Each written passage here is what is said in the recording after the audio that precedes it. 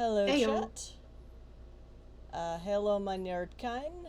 This is Magic Fish Radio, and we are back for finally another indie RPG one-shot night.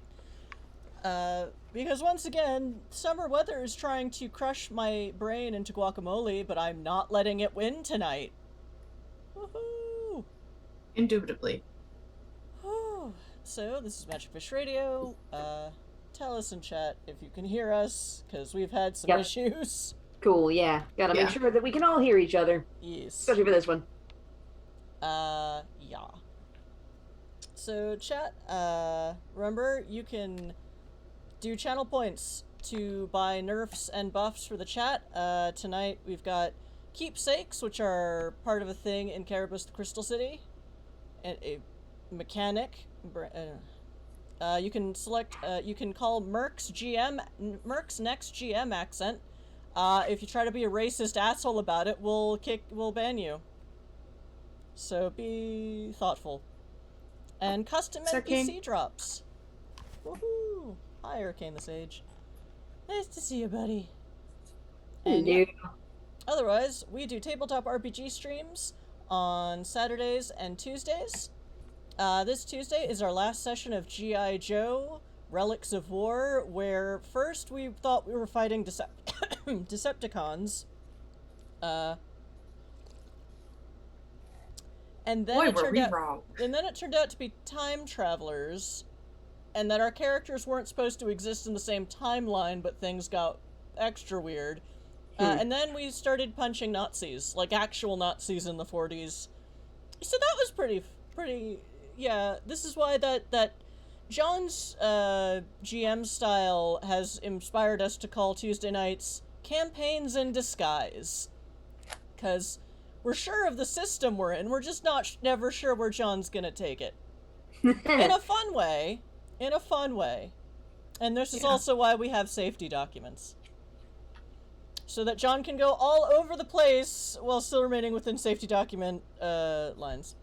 And next week we will be back on Saturday with Exit to Eden, A World of Darkness and Space, where the entire party is mixed NWOD creatures, and they are fighting, or rather, they are in a wound, trying to stop lots of Magoths from eating some mages that are trying to close the wound in a brute force magic way. We're going okay. We're 3% of the way through the ritual. 6% of the way to the ritual. We only need 50. Is it fit? We only had 3 successes. 3 successes, yes, but 3 out of 100 is 3%. 3 out of 50 is 6%. Okay. Woo, So we you're jumped already- up a whole 3%. You're already doing twice as better. NWOD is not necessarily built for 5 hours of mass combat, so I've fixed some stuff. Anyway, but that's enough about me. We're improvising. Oh, join our Discord, damn it. Join our Discord, where I can edit the things I say so they make more sense. We also have casting calls up. We're open for new players on indie game nights. Also, GMs, if you are an indie GM or indie game writer, contributor, editor, artist, contributor, what have you, or just a fan, and you want to run a one-shot with us, let us know. Get on our Discord and we'll talk about it. There's also a forum on the Discord for applying to be a player or a GM here. We're also open to new players for Exit to Eden and for our Tuesday night games, because after G.I. Joe, we are doing 4 weeks of Anime 5e, I'm so sad I'm missing it. where we're all game developers, creating our anime personas, and then playing it's gonna be wacky, but, it's campaigns in disguise. Oh my gosh, you guys are literally playing Persona 5, basically.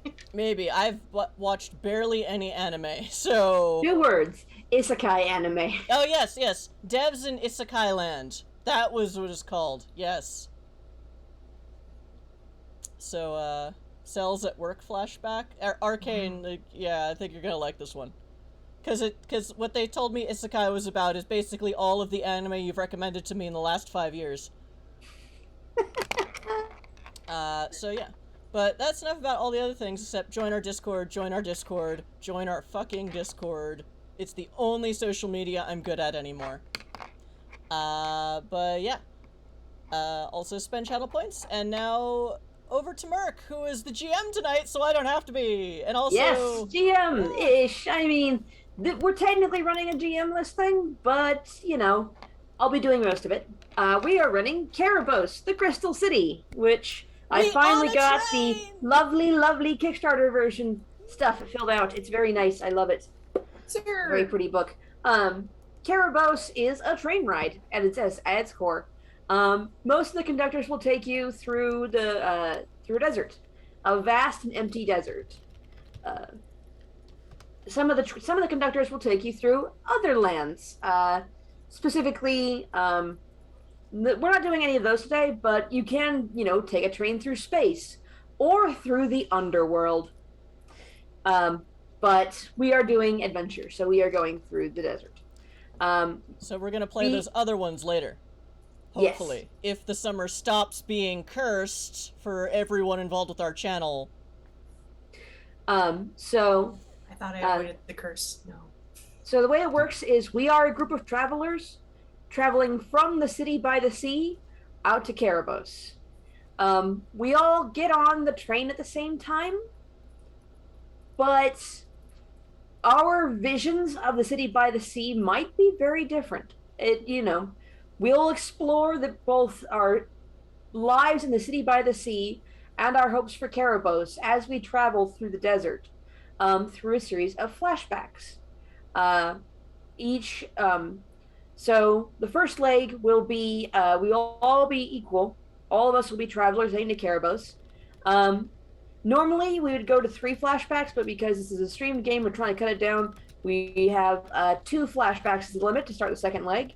On the second leg, the person who has 2 flashbacks becomes the seeker. If more than one person has 2 flashbacks at the same time, when we finish the first leg, we can roll to determine who becomes the seeker.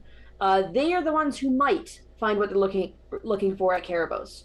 The rest of us, we're either not ready for what we can find, or what we're looking for isn't there. But any which way, we will try and help the seeker become what we think that the best version of themselves is. Demons will try and encourage the seeker to let go of their past and embrace the future. This can be good, as it can encourage change, or it can be bad if you unmoor yourself completely and lose, everything that made you who you are. Demon is just a word. Saints wish for think that the best version of the seeker is the one they left behind, and they will try and encourage the seeker to hold on to their past. Remain resolute in the face of change, and stay who they were, for good or for ill. So each saint or demon will share either a flashback, a more thorough flashback, or a stop with the seeker. Once that happens, the train will pull into Cerebos, and we will do end of game rolls. What we are looking for in Cerebos, we as the players don't know. Our characters technically do, but we as the players don't. So each goal will be assigned by the person to our right. In this case, we're just going around the circle on the Zoom. Everyone but the person who it applies to will know what their goal is, and the first leg is for figuring out what your goal is. Each turn in each leg, you can do any number of things. Well, okay. Each turn in the first leg, you can do a number of actions. You can do train actions. There are 4 or 5 of them. Use a conductor power, share a meal, engage with an event, activate stop the train, which means the next turn will take place as a stop, or trigger a flashback in someone else, or share a flashback with them. And then on the second leg, we're just going to rule that the seeker will have the only actions you can take on a turn is to do your interactions with the seeker, essentially interacting with the stop or with the flashback, depending on if it's your turn to do stuff or not, just to keep the game moving. And then, yeah, it's a pretty simple game. It's a lot of role playing, which means it can take a long time. The recommended with the base rules, the way it's written, it recommends 6 to 8 hours, but this is a stream game, so we're cutting it down to 3, which is why we have a bunch of house rules. Some of the house rules include we will start with an event. The event will end in 3 turns no matter what, even if we do not engage with it. Danger in the event does not cause damage on its way out, so that people don't have to interact with the events, because I'm not trying to punish you for not interacting with the event when we only have a limited amount of time. So, like, normally you would have to interact with the event to reduce the danger until they left. You could have more than one event at a time, yada, yada, yada. But we're just trying to keep this moving. So, when this event ends, we will have 1 turn of nothing. If we haven't gotten to the second link by the end of that turn, another event will start. I will choose randomly from my event deck, like I did with this one. Questions, comments, concerns? Yeah, this is a game that's very abstract and very big on communal storytelling. It's fun. I like it. I was like, I got most of it, I think, but I'm sure I'll ask in game and we'll figure it out. And I'm brain fogged as all fuck today, so I'll probably also keep asking questions, the same ones about this game that I've asked every time we've played, because my brain doesn't work today. Okay. And, But we on a train! We on a train! In our flippy floppies. Maybe. There. Just gonna copy and paste these into the Discord so you have them. Alright, go ahead and introduce yourselves and your characters. You know, give yourself description and what have you of your characters. Well, I do this real fast. Of course. Do you want me to start? Because I've done this before. Yeah. I'll take my cues from you. I am the evicted librarian. Because I have some feelings about out of character, I have some feelings about things that happened to me to my workplace this week. And I guess if libraries can burn, they can be evicted. Size in Library of Alexandria. Yep. We have evicted this library out of the classical world. And yeah, she's, I'm pretty much doing this WYSIWYG. She's, except she's probably wearing not leggings, but like black slacks and sensible black shoes, and a silk button-up green shirt with pandas on it. Pandas. I went shopping through my closet when I remembered I had one. It was great. And yeah, she's got a handbag and with some stuff in it, and she's just sort of looking around the train and wondering which car she's in with her ticket. What's the train look like? Should we go like classic again? Classic steam engine, like in the picture I use for the promo materials. So very very classic and old-fashioned looking, but in good condition. All right. It's a good train. I'm going to enhance that with saying it's very large, and it has the numbers 4014 on the engine. Painted in white on the black engine. So. Yeah, it's big. There's a lot of people on this train. Yeah. I couldn't remember if that was a lost reference or not, and then I'm like, no, I'm pretty sure it's not. No. 4014 is known as Big Boy. It's an actual engine that exists. It's a huge steam engine that recently got restored and is back in service. It's enormous. It's really cool. I know nothing about trains. Alright, Fennec. Cool. So I'm Fennec. I'll be playing the bag lady. She's just sitting there with a nice, little cardigan and a rather large canvas bag next to her and glasses, and just minding her business, taking sips out of her hydro flask and watching the city go by as they, train. What is a hydro flask? I didn't know. It's like a very big water bottle. It's the name brand of those big metal water bottles, basically. So it looks like a really big alcohol bottle, but it's a water bottle. It's one of those things. Okay. Yeah. Okay. Which I'm sure some people fill with alcohol anyway, but that's not what it's supposed to be for. I mean, Where are you sitting? What does the station look like? okay. I think she's sitting more towards like kind of the front of the passenger car, Mm-hmm. and she can You're not on see. the cars yet. You're still in Oh the no, station. we're on the okay. You're on the Um, platform. okay. I think she's on like a.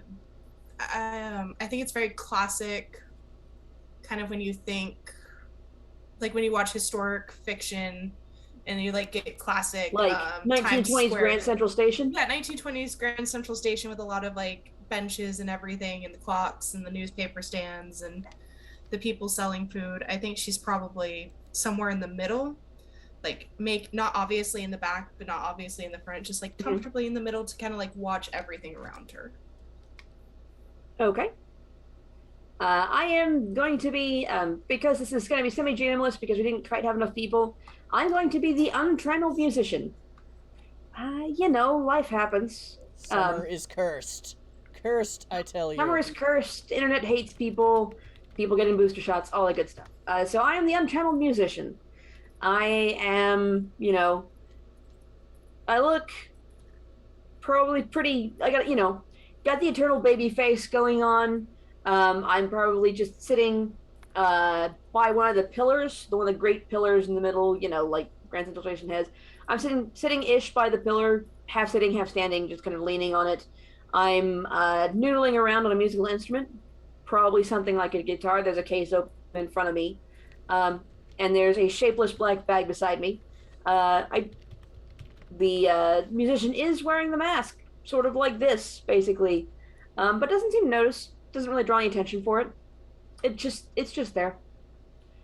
Um, a lot of the case in front of the musician is empty. The music isn't bad, but it isn't amazing, and people are in a hurry, going to and fro in front of them.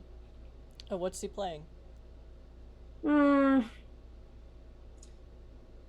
Probably Chopin's one of Chopin's nocturnes. Well, yeah, on the guitar. Oh, on the guitar. Okay. What instrument is he playing? Oh, okay. Okay.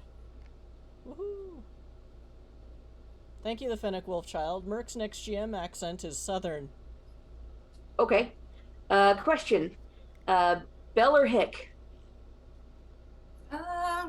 Odds are even. Doesn't matter to me. Okay, we'll just go even as Bell, odds is Hick. All right, Bell. All right, I can do that. All right, so the train pulls into the station. It is a huge train. It is much larger than the other trains, but then again, it's also pulling many more passenger cars than all the others. It's got the engine. It has a coal car, and behind that, it's got a water car, and then the passenger cars start. They are reasonably traditional cars. They are painted. They're painted red with white, kind of like not chevrons, but like accents around the windows that come out to diamonds on at the end of the cars. What I'm talking about. So it's, starts out pinched ends, and then it kind of expands white, and then it goes white all the way until you've got this kind of like almost oblong thing over all the windows. It's a painted accent. The train pulls in and stops with that big hiss of steam as it settles onto its wheels, and begins building up steam to move again next time. The conductors throw open the doors, and people start getting on the train. The musician packs up their bag, closes their case, puts the guitar in it, and walks onto the train, leaving both the case and the shapeless black bag behind. Nobody notices it, really. He leaves the black bag behind? Yep, leaves the black bag and the guitar case behind.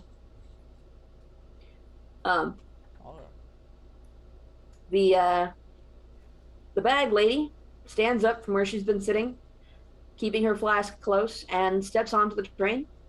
The evicted librarian, it takes until the first whistle of all aboard for the evicted librarian to realize that the train has arrived and is ready, and they hurry on board. They're one of the last people to come on board. I was transfixed by the non-chevrons.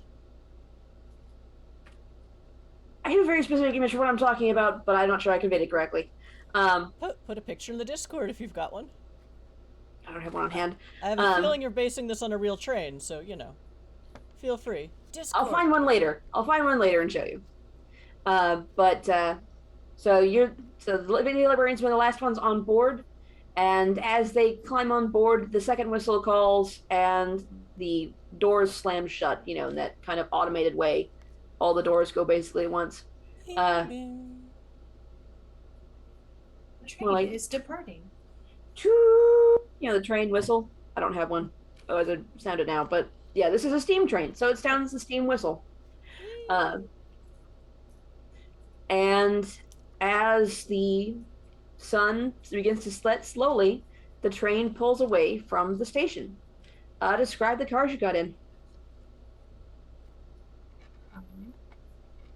Whoever wants to go first, describe the car you got in.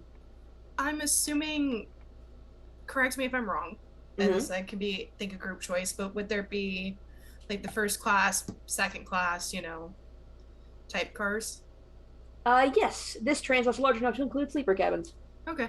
I think the bag lady probably would have gone on not the fanciest car, but not like a sleeper car. Probably like just middle classy, second class car. Yeah, you can go to another car and get food and everything, but it's not all included like the first class one. Just fabric maybe a little more worn, but it's still, kept nice and everything. And the seats aren't too terrible. They're the kind. So they're the old kind. Are they old fashioned? Are they more modern? Do they all face one way? Are there sections that face each other and some that face the one way? Are there some along the sides? I kind of feel like it's a mix. Like some parts of the car go like this where they're facing each other. Others are just like single rows, and then there's like a bench kind of seating area along a window if people are, want to get cooties. I mean, this is Cerebos. Oh, that's right. The plague doesn't exist here. Maybe a different one does. Oh. Honestly, given the stops and stuff and events I have, it's probably a plague of frogs. Yeah, not even kidding. However you want to take that, there's an event for that. Chris, where's the librarian? I think she's set up in one of those older fashioned cars where it's, two sets of seats facing each other, the table in the middle, but they're like really soft and comfy. Because she kind of just wants to sleep, but she can't afford a sleeper car. So she's just like wants to disconnect and just be in a comfy chair for several hours or days or however long this takes. Right. And I'm looking out a window so she could just pop back and stare out the window. All right. The untrammeled musician probably end up in third class. There are no cushions on these seats. They're bare wooden benches, and most of them are it's along the walls. Like there's a lot of empty space in the center, but people are sitting there or standing there as they choose. There are, the poles to hang on to if you want to, or, there are wooden benches along the sides, and they're sitting on one of the benches along the sides, just kind of leaning against the window and looking out, because that's how that.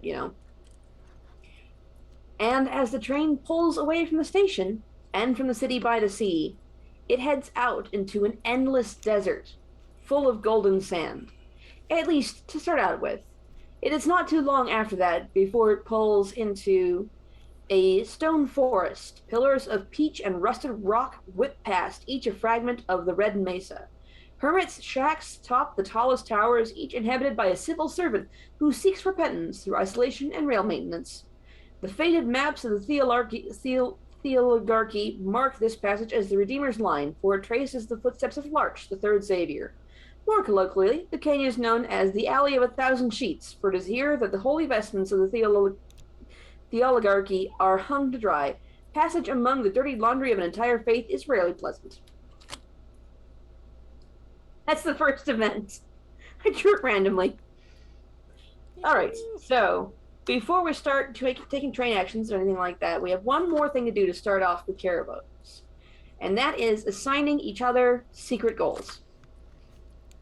So, let's go with Chris. Close your eyes. Fennec, hold up to your camera what her goal is. I'm not sure if people can read it, but Okay. I can also DM it to you, Merc. Nope. I'm just gonna write it down. I can't direct because my eyes are closed. It's all good. No, it looks good. It's focused correctly, and people can read it. Okay, good. I figured writing in print would be better than my cursive. Probably. Well, my cursive isn't terrible looking. I just know a lot of people don't read cursive anymore. Okay, I'm good. All right. Alrighty. Grace, you can open your eyes. Where am I? Oh. You're in the All right. darkest timeline, sadly. Fennec, I'm going to give you your goal. Please close your eyes. Okay. I'm as covered. That is really Give it a focus. tiny.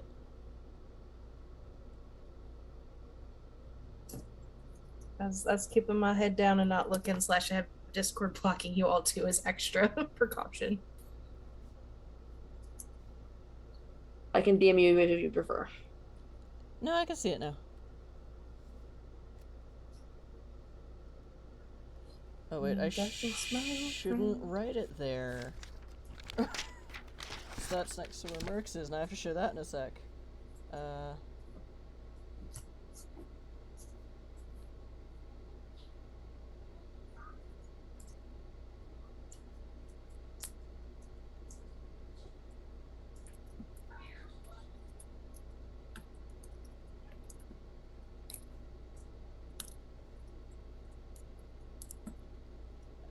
Okay, I'm good. Okay, as good? Yes. Okay, I will remove Discord and look back up. Hello. Alright. I'm going to close my eyes, and y'all get to see what the untraveled musician is looking for in Cerebos. Okay. Hold on, first I have to reverse my It's all good. Oh, you can do that? well, mine is mirrored for me, and that means it's mirrored on the stream. Where is that? Sorry, hold on one sec. You're good. Yeah, unmirror it for a moment.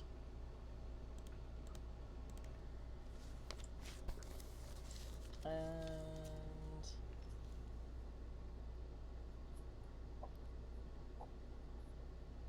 mine is 5 words. That is much better than mine. Yeah, I got a little wordy with yours. Sorry, Fennec. I feel bad for Chris because mine was also wordy. We're good. Okay. Can I open my eyes? You can open your eyes and Surprise! You're on a stream. ah! Hold on, I have to Alrighty. put the screen back or it's gonna bother me. So. Doo-ba-doo. Back to mirrored.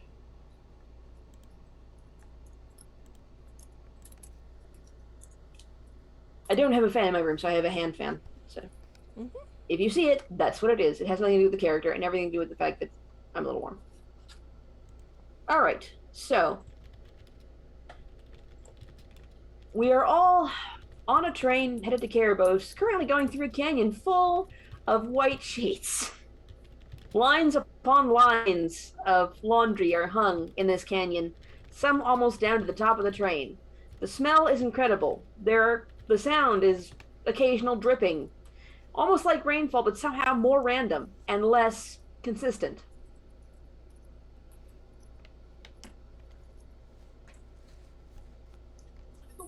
Fadir is confused. I had to remind him that the summer is cursed! It was supposed to be next train that everyone's going to be here, but I might not end up being there. So, Again, cursed. basically. Well, at least Merc's supposedly doing something fun. Or traveling or something, and not just, my internet decided to die today. We'll find out. So we are all on our way. Who would like to go first? And what would you like to do? Um, I'll go first. Can you remind me what my options are? All right. I put the train actions in the Discord Yes. so that you're able to see them. Then I will open that up. I swear I need a second monitor. And so your choices for train actions are stop the train. This doesn't do much. It just you have a brief conversation with the conductor, and then the next turn will take place at a stop, which I will draw randomly from the deck. You can provoke a flashback. You can select a character and select one of their touchstones and trigger a flashback for them on that touchdown. Doing so will unlock a trait on that touchstone at the end of the flashback. You can experience a shared flashback. You can pick a traveler and one of their touchdowns, and they pick one of yours, and you each have a flashback that centers on those touchstones. Each of you will get a new trait on that touchstone at the end of the flashback. You can also release a touchstone. Doing so can be handy if you intend to be the seeker, but you don't have to. You can share a meal. You can pick, two or more one or two other travelers in this case, because there's only three of us, and we all share a meal together. Everybody who does gets a keepsake from that meal that provides a one-time reroll of a 1 or a 2 when making a trait check. Until that keepsake is used, a traveler cannot gain another keepsake from this action. So you can only take this once between stops, and yeah, you can even if it is a new between stops time, because you can only eat so much. You don't get any benefit from it unless you've already used the one you had previously, or you can use a conductor power. We have chosen adventure. I've also put the conductor powers in the Discord. There are 2 train actions and 1 stop action you can take. You can only take stop actions at stops, so it does not apply currently. All right. So, what would you have to do, Chris? I'm looking over conductor powers again. I think I want to share a meal with the bag lady. Okay.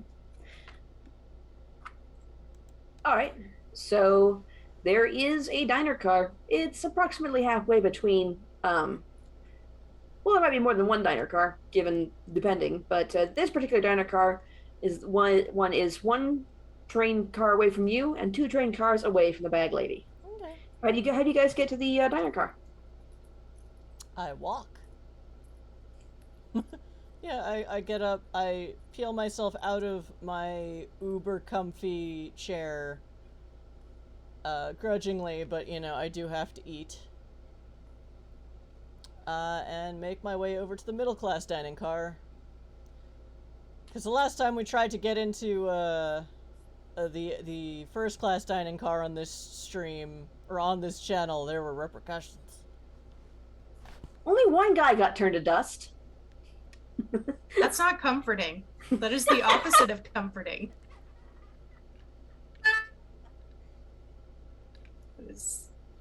It was very funny. He deserved it, or he was asking for it. Yes, he was asking for it. So appropriately, Thanos got it. To be fair, I'm pretty sure he was pissing off an angel of judgment. So yeah, he was pissing off Zardoz. Zardoz has that Thanos effect on a lot of NPCs. Yeah. Literally, his title at that point was the Hour of Judgment. So That's about right. Yeah. Bag lady probably would have made her way in after an hour or so with grumbly stomach and gotten she would have gotten a cheese and fruit plate with some nice and not the fanciest baguette, but a nice half a baguette to go with it. Okay. Thank him. So this diner car is like a lot of middle class diner cars. It's not dedicated to fine dining. There are some tables, but the chairs are bolted to the floor to keep them from flopping over, and they're not super plush and comfy. There's not really a waitress. Instead, there's a bar along one side with stools, once again bolted to the floor stools. Kind of poofy, very 1950s kind of bar and stools. There's the clear thing with cookies in it and what have you by the register. Are you sharing a table? Are you at the bar together? I mean, if the evicted librarian looks like she's trying to figure out where to sit, the bag lady would give a little wave, like, "There's a free seat if you would like." Oh, sure, thanks. You're welcome. I'd probably order a very nice BLT with cheese. Right, I'm gonna make myself hungry again. Right. I'm like thinking about all this. I'm like, food. It will take a couple minutes to make your sandwich up, but while that's going on, the heavily smell of bacon is filling the car. And while you do have to pick it up from the bar, you can sit with the bag lady until that point. Hey.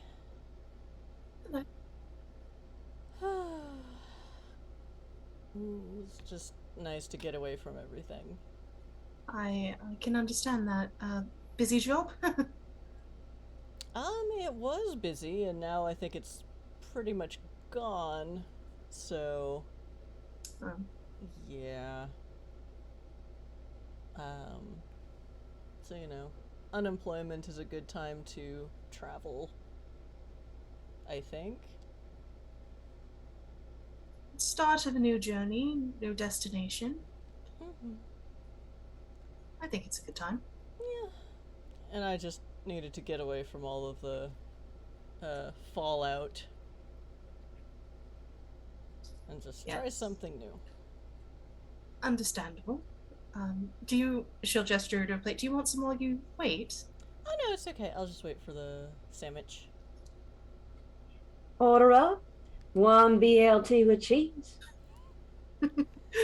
I go up and get it because there's no you said there's no waitress, so I just I go up and Enjoy yourself now. You hear? Thanks. Yeah, I will. Come back if you need anything, man. I'm just like the bacon. Well, it's not a first class dining car, but it's a middle class dining car. And that means that there is definitely enough of the sandwich to fill you right up and possibly have some leftovers. 2 enormous slabs of sourdough bread, perfectly toasted. Like, it's crunchy on the outside, nice golden color, little soft on the inside, but it's definitely resisted the... Yeah, you're describing this to the 2 gluten-free people in the group, and we're like, we miss bread. Crisp iceberg lettuce leaves, perfect tomato, huge beefsteak slice, clearly heirloom. It's got a billion seeds in it, but you pay a price. And the bacon is thick, but still somehow crunchy. It's not some of that floppy bacon, even if it is thick cut. Nice. That's good bacon. Yeah. What kind of cheese is on it? I think just cheddar. Not American though. It's not cheese. It's cheese actual byproduct. Cheese, yeah. Actual cheese, which I also can't eat in real life. Oh. I could, but it's just not pleasant. Yeah. Shakes fist at food. I will live vicariously through my RPG characters, and she's eating it like someone who knows table manners, but is also kind of tempted to just not have manners right now. No judgment from the bag lady, just to chuckle like, since that looks like a very good sandwich. It was a very good sandwich. There aren't too many other people in the dining car. I mean, there's, clearly a family. It's mother, father, but possibly aunts or uncles. 3 children. They're not being terribly loud, which is surprising for a family in a crane car, but, the children are behaving politely, and the adults are eating quietly. There's nobody else at the bar, and the I guess she would technically be a waitress, but she's not one of the ones that goes around. The person who's tending the bar is wiping it down. The counter lady. Counter lady, yes, that's it.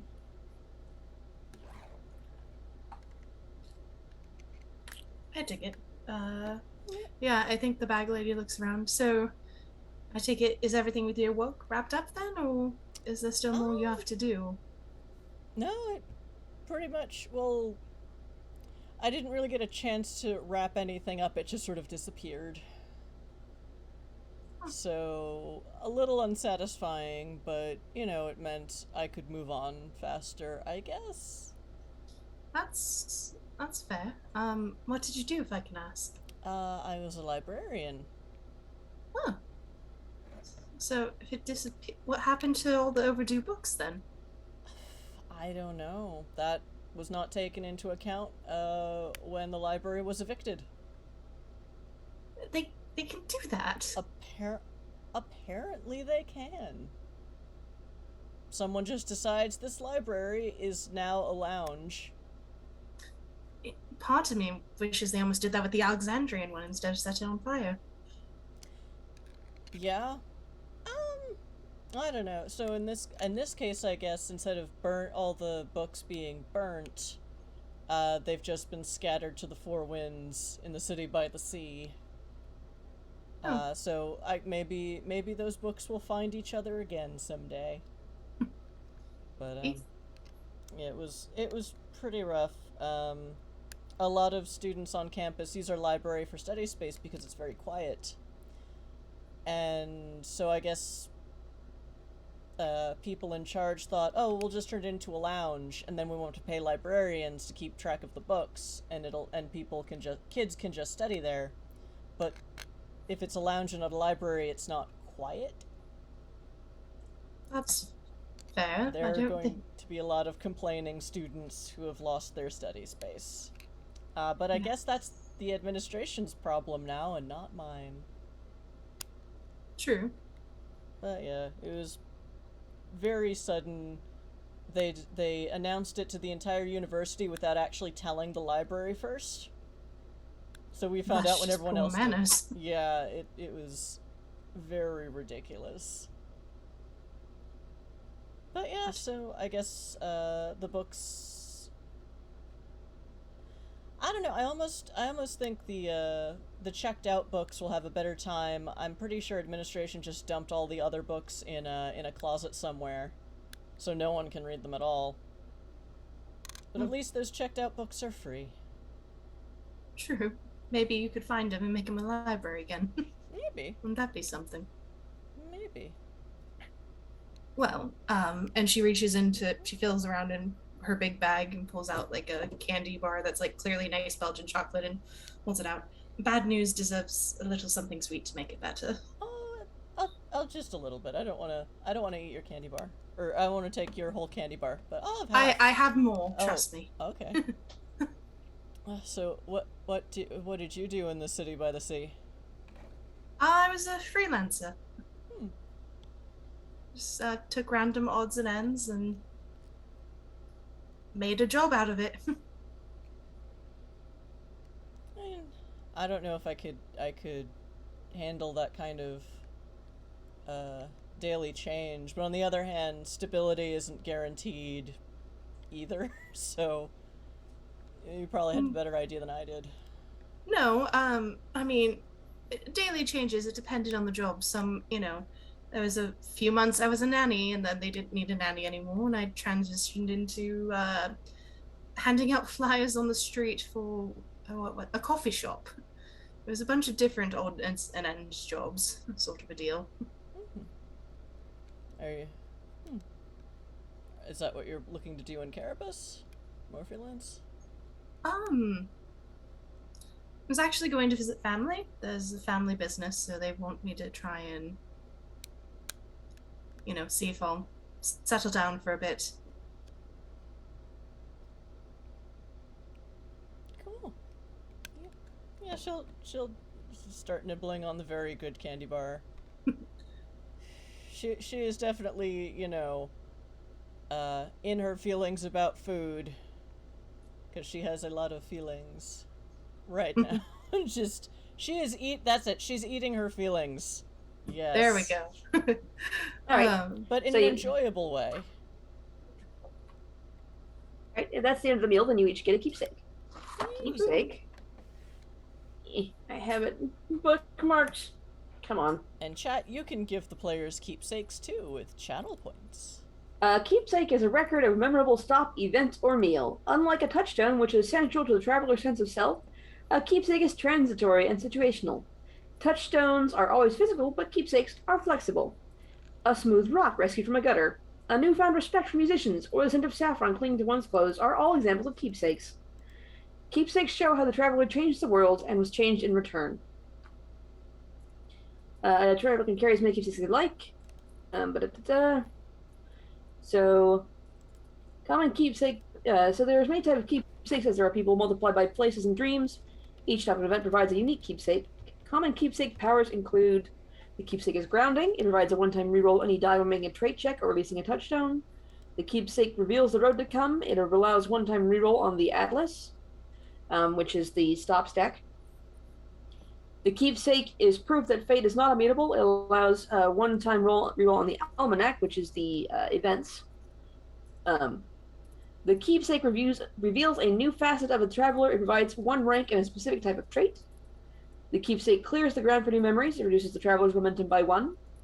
The keepsake opens the traveler to new possibilities. They can re-narrate a single trait check once. The traveler can change the narrative and mechanical results, but must stick to the rules for the original results category, i.e. setback, partial success, success, or inspired success. The keepsake is bracing. It prevents the next point of damage the traveler would take. The keepsake recontextualizes an old memory. The traveler avoids gaining momentum the next time they roll doubles. So, what keepsake did you each get? Because you each get one. I have a very nice candy bar wrapper. Because it's one of those fancy Belgian chocolates, so it has a fancy wrapper. Old foil. Mm-hmm. At least you're pretty sure it's foil.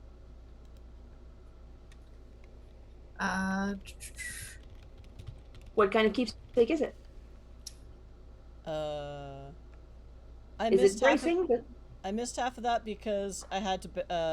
There was a bot attack.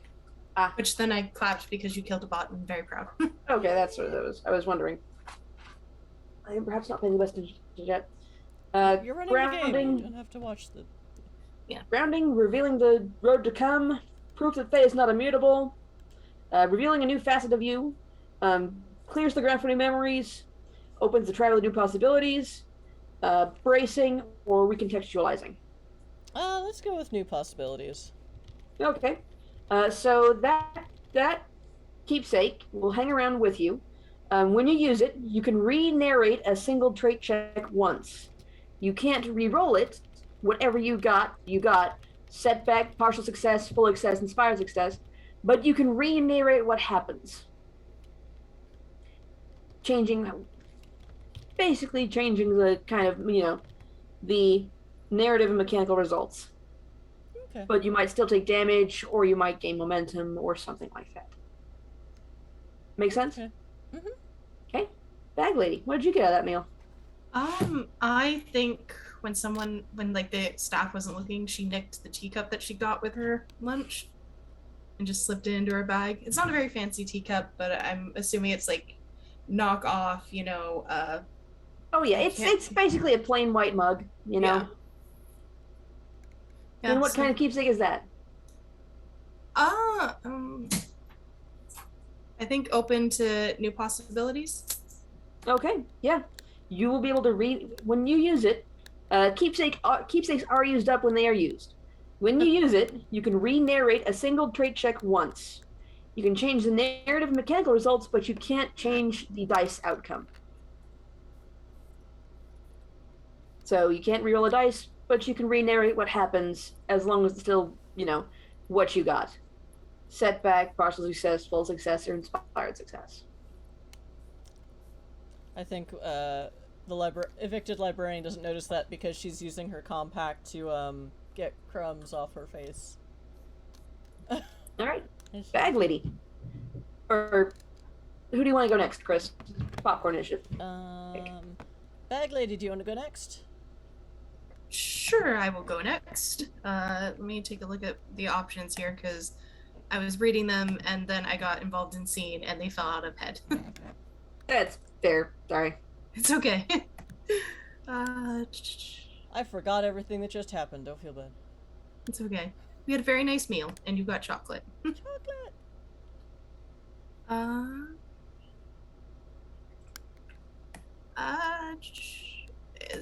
There's not really one where you can like go find another player. So I was thinking she'd probably go wander a little bit and go, if the musician's playing music, go figure out where the music's coming from. You can. So that would. I mean, you can narratively go and find another player at any point in time and do it, but you have to do one of the actions if you do. Okay. So like, you can't share a meal with them because you just ate. You're not hungry anymore. But you can provoke a flashback in them. You can share a flashback with them. You can call for a stop. Any one of the actions can narratively be done while or if finding another person. Also, if a stop is called before an event is complete while we're traveling on the train, the event will end and a new one will start when we leave the stop. Okay.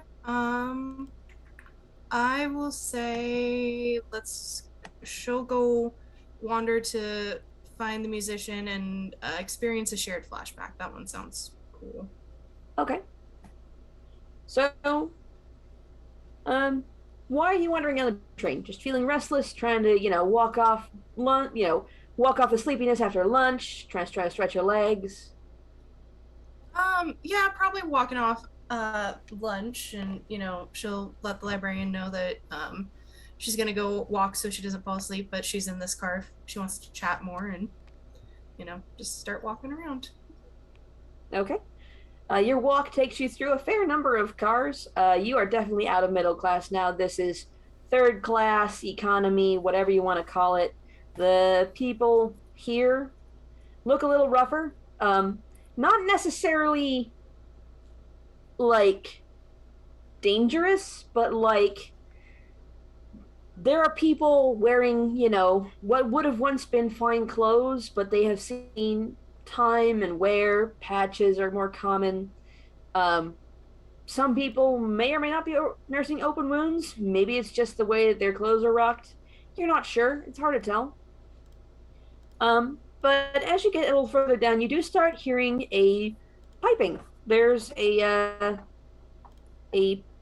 someone's playing music on a little tin whistle. It's a fairly jaunty tune, something you might jig to, if you knew how to jig. And there are a couple of people who are taking advantage of the open space in between seats to, have a little fun. The person playing doesn't even pay much attention to them, but the tune has gone on for a while now. Sure. I think she would find a spot to like sit and listen to the musician play their.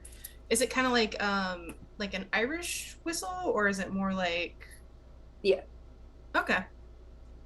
Yeah, she find a spot to sit and enjoy the pretty music. Yep. It's not terribly much longer before the tune ends. People stand around hopefully for a little while longer, but it doesn't look like the person who was playing is going to continue playing any point in time. They're just kind of sitting there with the flute like this, looking out the window, watching the endless lines of laundry go by. Yeah. She'll reach into her bag and pull out a couple dollar coins. Like, I'm not sure if we use paper money or coins, but we use what's equivalent all of the currency. Yeah, whichever. All of it. Yeah, the equivalent of like a $2 coin from Canada, and put like a couple like next to them. I look down and look back up at you. Oh, I see you enjoy the tune. I did actually. Pretty sure I've caught your show before, and I wanted to pay for a good performance again. Oh, you've seen me perform then? Yes, it was in a park actually. I remember I was on my lunch break running to go get a boss of coffee, and I ended up coming back late. people tend to do that, I've found, especially at the park. So they'll pull out, they'll stop holding it like this. They'll, look at their little flute, and the camera will pause on that scene. The two figures will freeze. Which touchstone are you basing yours on? Because each pick a touchstone. So you've picked the flute, clearly. Yeah. What are your touchstones again? Let me see what I have. I've You have a got bag, and you have a locket and the hydro flask. Okay, let's go for the hydro flasks because you'd filled it with coffee because you've gone to get coffee. So we'll freeze, like the scene at the train will freeze with the musician holding their holding the flute, and the camera will pull back out like there's no roof of the train, pulling back through the lines of laundry. Someone has embroidered roses on one of them, and just keep pulling back until we're through the clouds. And the clouds will pull back through, and then suddenly the camera will start zooming in again. Except now we're looking at the city by the sea. And we're zooming in, and we come to a little park. It's a pretty... as far as city parks go, it's not a big one. Like, it's less than a block square. It's got... the streets around it are paved. There are traffic lights at each corner. The trees in it are old. There's a willow by the little pond, but the rest of them are oaks, looking pretty decent. There's maybe 5 oaks, but they're old, so they spread out. Wide spreading patches leave barren roots beneath. Plenty of space to lay down a picnic blanket and eat if you want to do it in the shade. There are a few benches. There's only one real paved path through the area, but there are a couple of cow trails people just kind of walk, where people have chosen to go the straightest path through the park. Are you on the paved path, or are you on one of the cow paths? I think so at this time she's probably working for some like stockbrokery type, just as a temporary admin assistant kind of deal. Mm-hmm. So I think she's going to take the cow path because it's quicker, and time is money to these kind of people. Okay. The internal musician is standing by the main path, but they're stood where there's where the cow path crosses the main paved path, and there are people walking through the main paved path. People with children, young couples. Nothing terribly, extravagant. It's early in the afternoon after all, and it's not evening time yet. Yeah. The musician is standing on a apple box, basically. It's a wooden box. There's a hat at their feet. A top hat. It looks like it's seen better days, but it's a good quality one. It has a few coins in it, and they are playing the flute. Okay. I think as she's, she's balancing like the stupidly complicated drink that really is just an Americano with extra water in one hand and her hydro flask in the other. And as she's, like stepping over a bush, she stops as she hears, the flute going, and just kind of like is transfixed and like moves closer, and is just kind of standing in the peripheral kind of the circle of where the musician is in the cow path. Mm-hmm. And just like standing there listening, just looking like a really weird cryptid. Are you standing alone, or are other people standing? I think she would be standing alone, and then realizing, because I'm assuming Cerebos, much like New York. This is the city by the sea. City by the sea. Sorry. Much like in New York, if you stand in the middle, you're gonna start getting shoved off to the side. So she quickly realizes she needs to move over. You realize it when someone shoves past you hard enough that you almost spill the Americano. Almost, but not quite. Yeah. So she'll blush and then, make her realize she should make her way over off the path and near the musician, but not like stalker-ish, like very respectful distance. Okay. You are standing alone, but you are not alone in listening to the musician. There are a few other people who are stood off to the sides of the various paths. This spot is something of a nexus. There are at least 2 of the cow paths, and then the main path that come through here. And a woman with a stroller and a young couple have each stopped, along with one older gentleman who is holding a cup of coffee from the same store that you went to, but you don't know him. Sea-bucks. Sea bugs. Okay. That's all I could think of for City by the Sea, Starbucks. That, yeah. Yeah. So they're holding a Z-Bugs cup. It's, a pretty plain one. Nothing looks terribly fancy about it. It's got a holder on it and a plain white top.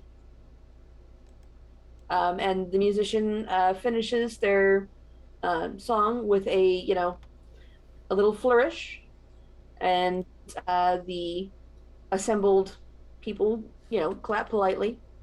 The young couple drop a couple of coins in and leave immediately, like they had perhaps had plans, or like they just stopped on their way to somewhere else. As does the older gentleman with the coffee. The woman with the pram just stands there like she's waiting for something. And what do you do? I think what she does, she will set the paper cup next to her along with her hydro flask, and just kind of sit cross-legged and just kind of go like this, like waiting for the next song, but then realizes she should probably, and digs around in her bag and pulls out like a fistful of dollar coins and paper money and just awkwardly drop, and then goes back to, okay, what's next? Does that whole kid emote, kid, okay, I'm ready, story time. Well, the man said I was suited for it, but I guess I was not expecting such a gracious response. What would you like to hear next?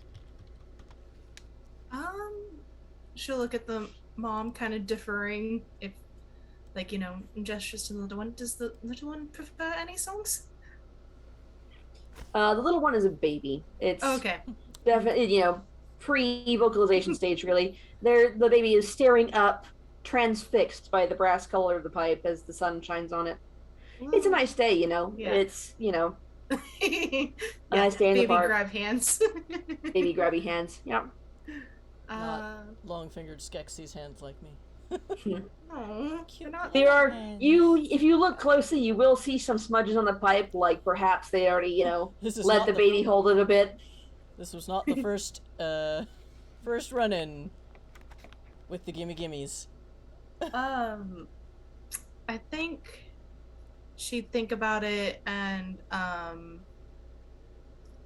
she would say, do you know Scarborough Fair? I would be delighted.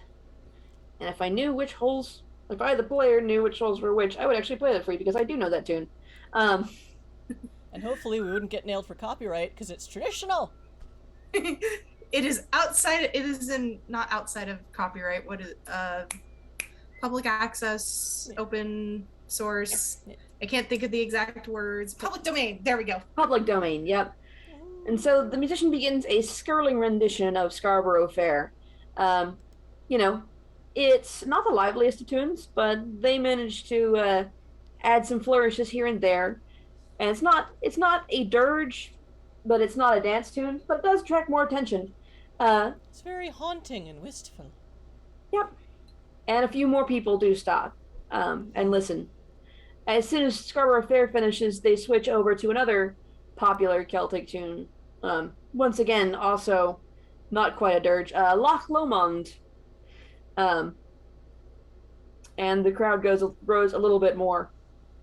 By the end of the set, they end up playing 2 or 3 more songs, Green Sleeves, and all that good stuff. They have a pretty sizable crowd, and another musician has actually stand up to join them. This musician is playing a stringed instrument. Like a ukulele. Not a ukulele. I'm thinking of the Irish equivalent of the banjo, but I can't remember what it's called off the top of my head. Yeah. Irish banjo. Mandolin? Mandolin.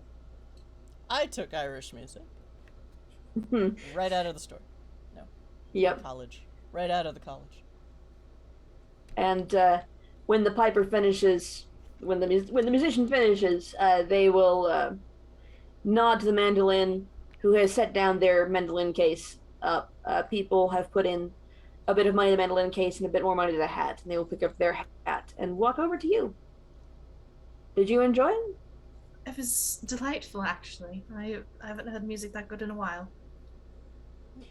Thanks. I just picked up the whistle, actually. The fellow I bought it from said it was made for me. I can see that. It is it seems very much made for your hands, and you create wonder with it. As she gestures to the crowd around them, who's probably still listening to the mandolin. Yep, the mandolin has struck up another tune. This one is a jig, so people are starting to dance a little bit. You know, in the self-conscious way that people listening to street musicians do. Or perhaps the unself-conscious way, you know? They're dancing for a street musician. But clearly they are not part of the act.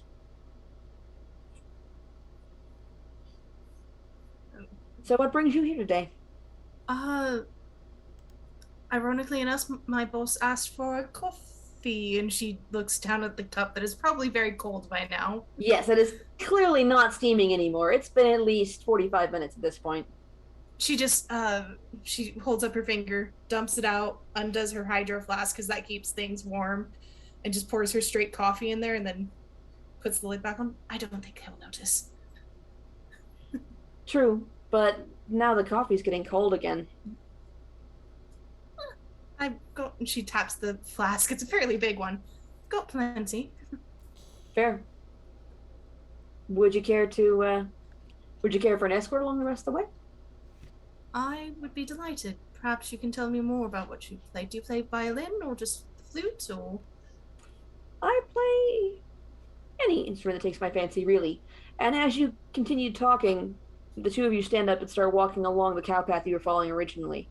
The camera once again pulls back, up, out of the city by the sea, up into the clouds, and then, stopping briefly, starts panning down again, through the clouds, through the laundry, by some embroidered underwear. Don't know why they do that, but it's set to dry, and back into the train. It's the holy underwear. With extra holes stabbed in from the embroidery. Yeah. It's the what do you call it? Aeration, breeze, whatever. So Airflow. It's right around the little buttons. They just did roses to make it, smell better. So, and it zooms back down into the train as it goes on its way to Cerebos. So that unlocked a trait on each of these touchstones. What trait did it unlock on the flute?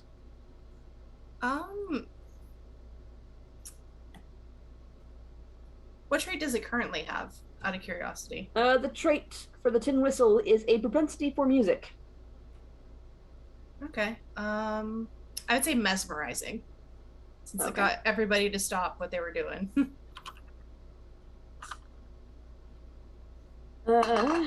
Traits. When you gain a trait on a touchstone, you get trait points to go along with it. And I will open this up really fast. Flashbacks. Okay, at the end of each flashback, every player proposes a second trait to add to the key touchstones. The player who called the flashback suggests last.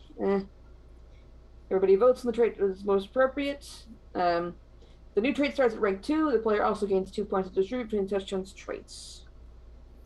So I'll put 2 more traits on propensity toward music. And right. And so your coffee cup, no, your hydro flask. What's the trait on it?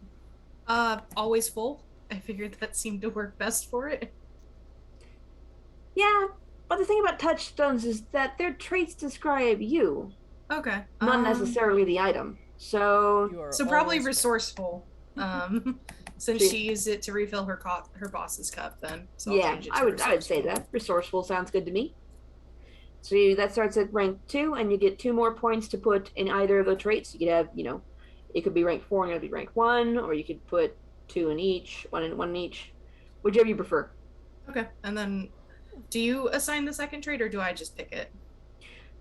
That time of sorcerer was the second trait, and you'd figure out the first trait. Okay, got it. You come in with the first trait. Okay, so I will just do. So resource will be the second trait, and then you perhaps just find something better to describe yourself than ever full. Yeah, that's fair.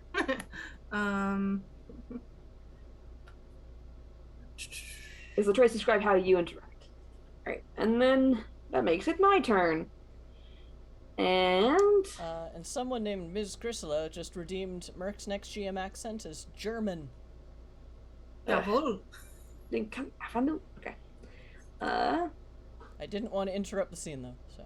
That's fair. I appreciate it. Just channel Franz Liebken. Yeah.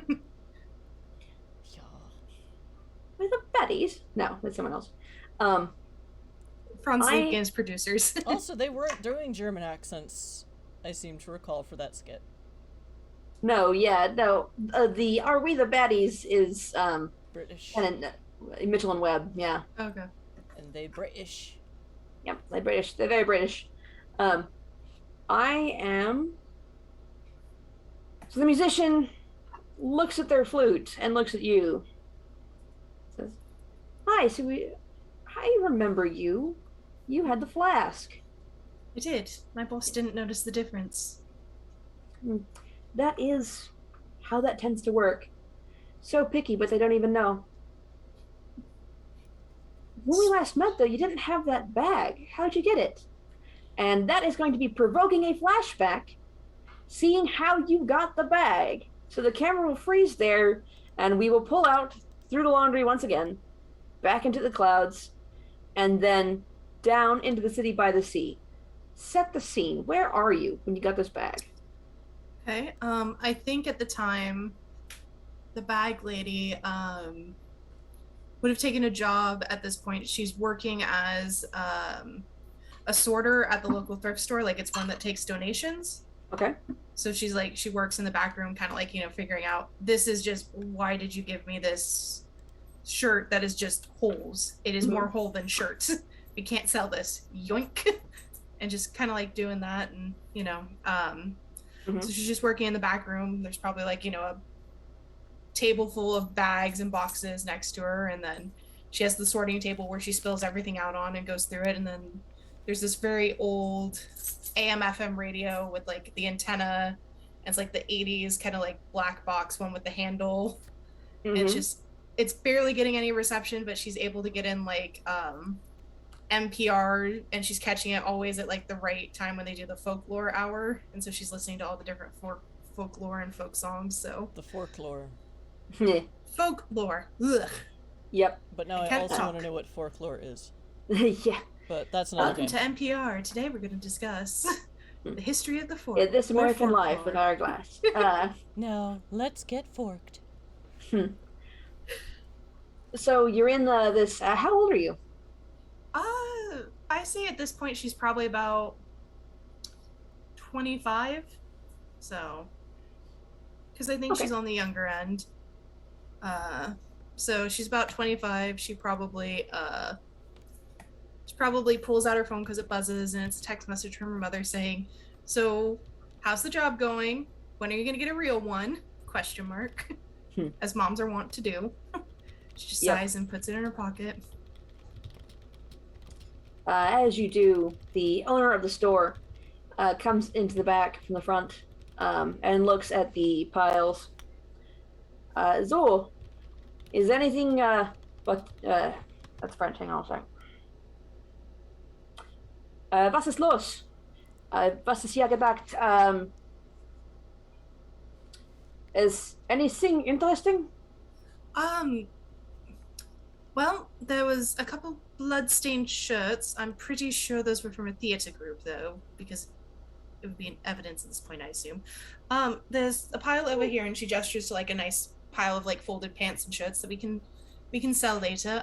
In the box over there are some decent-looking knockoffs. They're not terribly. You could, mark them as real if you wanted. So good. There's also, and then she pulls out a box from under the table. It has like a couple different old electronics. Not sure if any of these work. I couldn't get the plugs exactly to work in here, but if you want to test them. I know someone who will take some. They will not ask questions. It's always good in this line of work. Indeed. I don't think the shirts are from a theater group, but I think that we can sort them out anyway. If the police want them, they probably won't come looking here. Good point. Halloween soon. That's fair. Is there anything else, or? Yes, I was wondering. And then she goes back under the table and pulls out. It's like this. It's a very like patchwork canvas bag, almost like a laptop size bag, but in the Carpet bag style? Yeah, carpet bag, and she holds it up. I was wondering if I could purchase this actually. I need a new bag. Is it in the system yet? No, I haven't entered it yet. I just got it. It was in today. It's remarkably much bigger on the inside. Those old carpet bags, they have so much to do with them. I've had not very much luck moving them. They're not a very popular item. Just, I think that if you just took it before we put it in the system, then that will be just fine. Perfect. Thank you. I will definitely do that. And she sets it down next to her backpack that she's been using to carry her stuff in, with the plan of after work shifting everything over. You must keep an eye on them, though. They are not they do not have sometimes, that's French again, Welkein-Glück. It's not something that, it's not a thing that, be careful with it. Like I've said, I've not had good luck with the old carpet bags. But if you want to take it, just be careful with it. I will be extremely careful. She kind of pulls it open and like checks to see if there's a wormhole or something or glowing energy coming out of it. It's a puzzle box. It's he reaches over and pats your hands where your hands are on it. No. It will not harm you, but you might pull something out of it that you were not expecting to be there. And if you're unlucky, someone else is looking for it. And that one I've had happen to me a couple of times. That is not a fun one, and it will. I didn't always used to be a thrift shop employee. I used to run a respectable business, and then one of those got in here, and now I'm running a thrift shop. It's what happened. Retail is so treacherous in the city by the sea. She looks a little right. I will be very sure to keep an eye on it, Heinrich. If you need help, if something happens, you let me know and I give you a number. I will let you know, Heinrich. Thank you. I appreciate you. He pats you on the shoulder. I worry about you.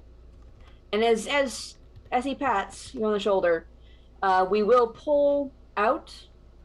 The camera will pan out once again, back into the clouds, and then stopping just beyond the clouds, coming back through the clouds, through the laundry, back into the train. And you know that thrift shop burned down less than 6 months later. Oh, poor Heinrich. I got it from a shop that's sadly there was an electrical fire. Oh, I hadn't heard about any electrical fires. I heard about the chemical one at Heinrich's, though. Apparently he got something then that didn't agree with him. Oh, was that what it was? Yeah, he told me. He was the one who sold me the flute. Said it was made for me. He had a habit of being very good at doing things like that. I had heard it was a electric fire, but at that point I no longer was frequenting the establishment. So It's a real shame what happened to him later. later? Well, I mean, the courts ruled it fraud. The lawyers took him for everything he had. Oh. Poor Heinrich. Strange place. Strange man. Aren't we all a bit strange? Sorry. Out of character. Chris. When's the halfway timer? We are about 8 minutes from break. Cool. Okay. Also, Arcane the Sage bought Merc's next GM accent, South African. Oh. I think it's basically the guy that does the coal and marmalade channel. Well, now just the marmalade channel. Poor kitty. It's sort of British adjacent. Yeah, my humanities teacher was South African. I'm not super great at the accent, but I'll give it a shot. It is British adjacent. Yeah, it's almost New Zealand, but not quite. Yeah. Because colonialism. Yes. Yeah. Colonialism. Yes. I asked because Fennec just got 2 flashbacks.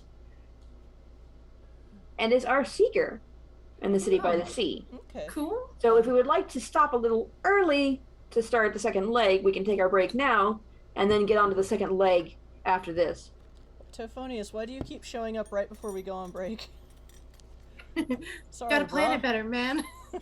Sorry, bro. Sorry, Typhonius. It's just, I mean, it's just too good a breaking point, you know? Yeah. On the other hand, if I'd had my brain today and we started on time, we would have been over break by now. So, anyway. I mean, you know, brains and days. Alright, yeah. Cerebos, we are doing an extremely, speedrun style Cerebos here, so. And we're going adventure style again, rather than any of the nice long lists that came with the full Kickstarter, because half our players had to opt out today because of bodily and internet betrayal. Summer Because cursed. Summer is cursed. Beware the betrayers, meaning a strife. So, and carpetbags might also be cursed in the city by the sea.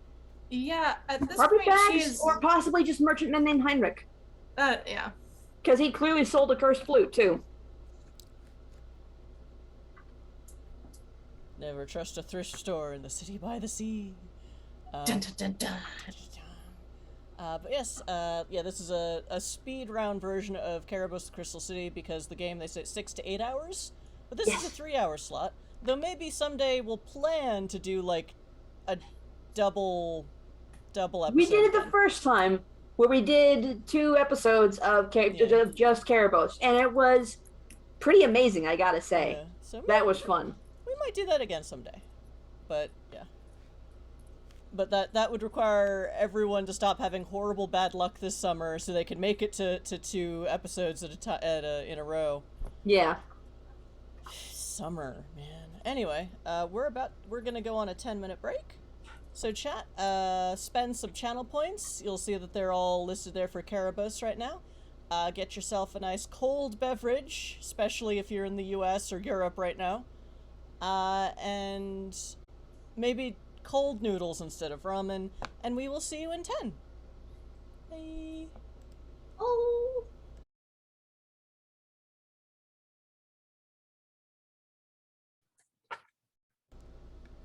Hello chat, we are back.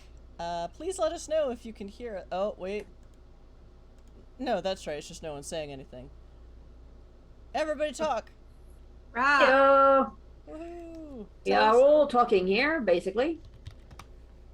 Because I've got bad history with after break sound audio issues now. Hooray. This is Magic Fish Radio. I have no idea what I'm doing, I'm sure. And we stream tabletop RPGs on Tuesdays and Saturdays. This Tuesday is the last game of G.I. Joe, Relics of War, where last week we ended up shooting Nazis and a Hitler, not the Hitler. But we're all about that on this It was channel. still cathartic. Yeah, it's still pretty cool. So I don't know how John is gonna top that this week, but it's, yep. We went from a game where there was no combat to a second session where the second half of it was just solid combat, and it was awesome. Your character finally got to do what they were built for. Yeah. Shoot things a lot. I will say I'm having more fun with the G.I. Joe system than I ever thought I would. It's an interesting system. Once I realized I basically was, despite Renegade wanting very much to not make it 5e, I'm basically playing a mechanical barbarian. And like, I could do this! And yeah.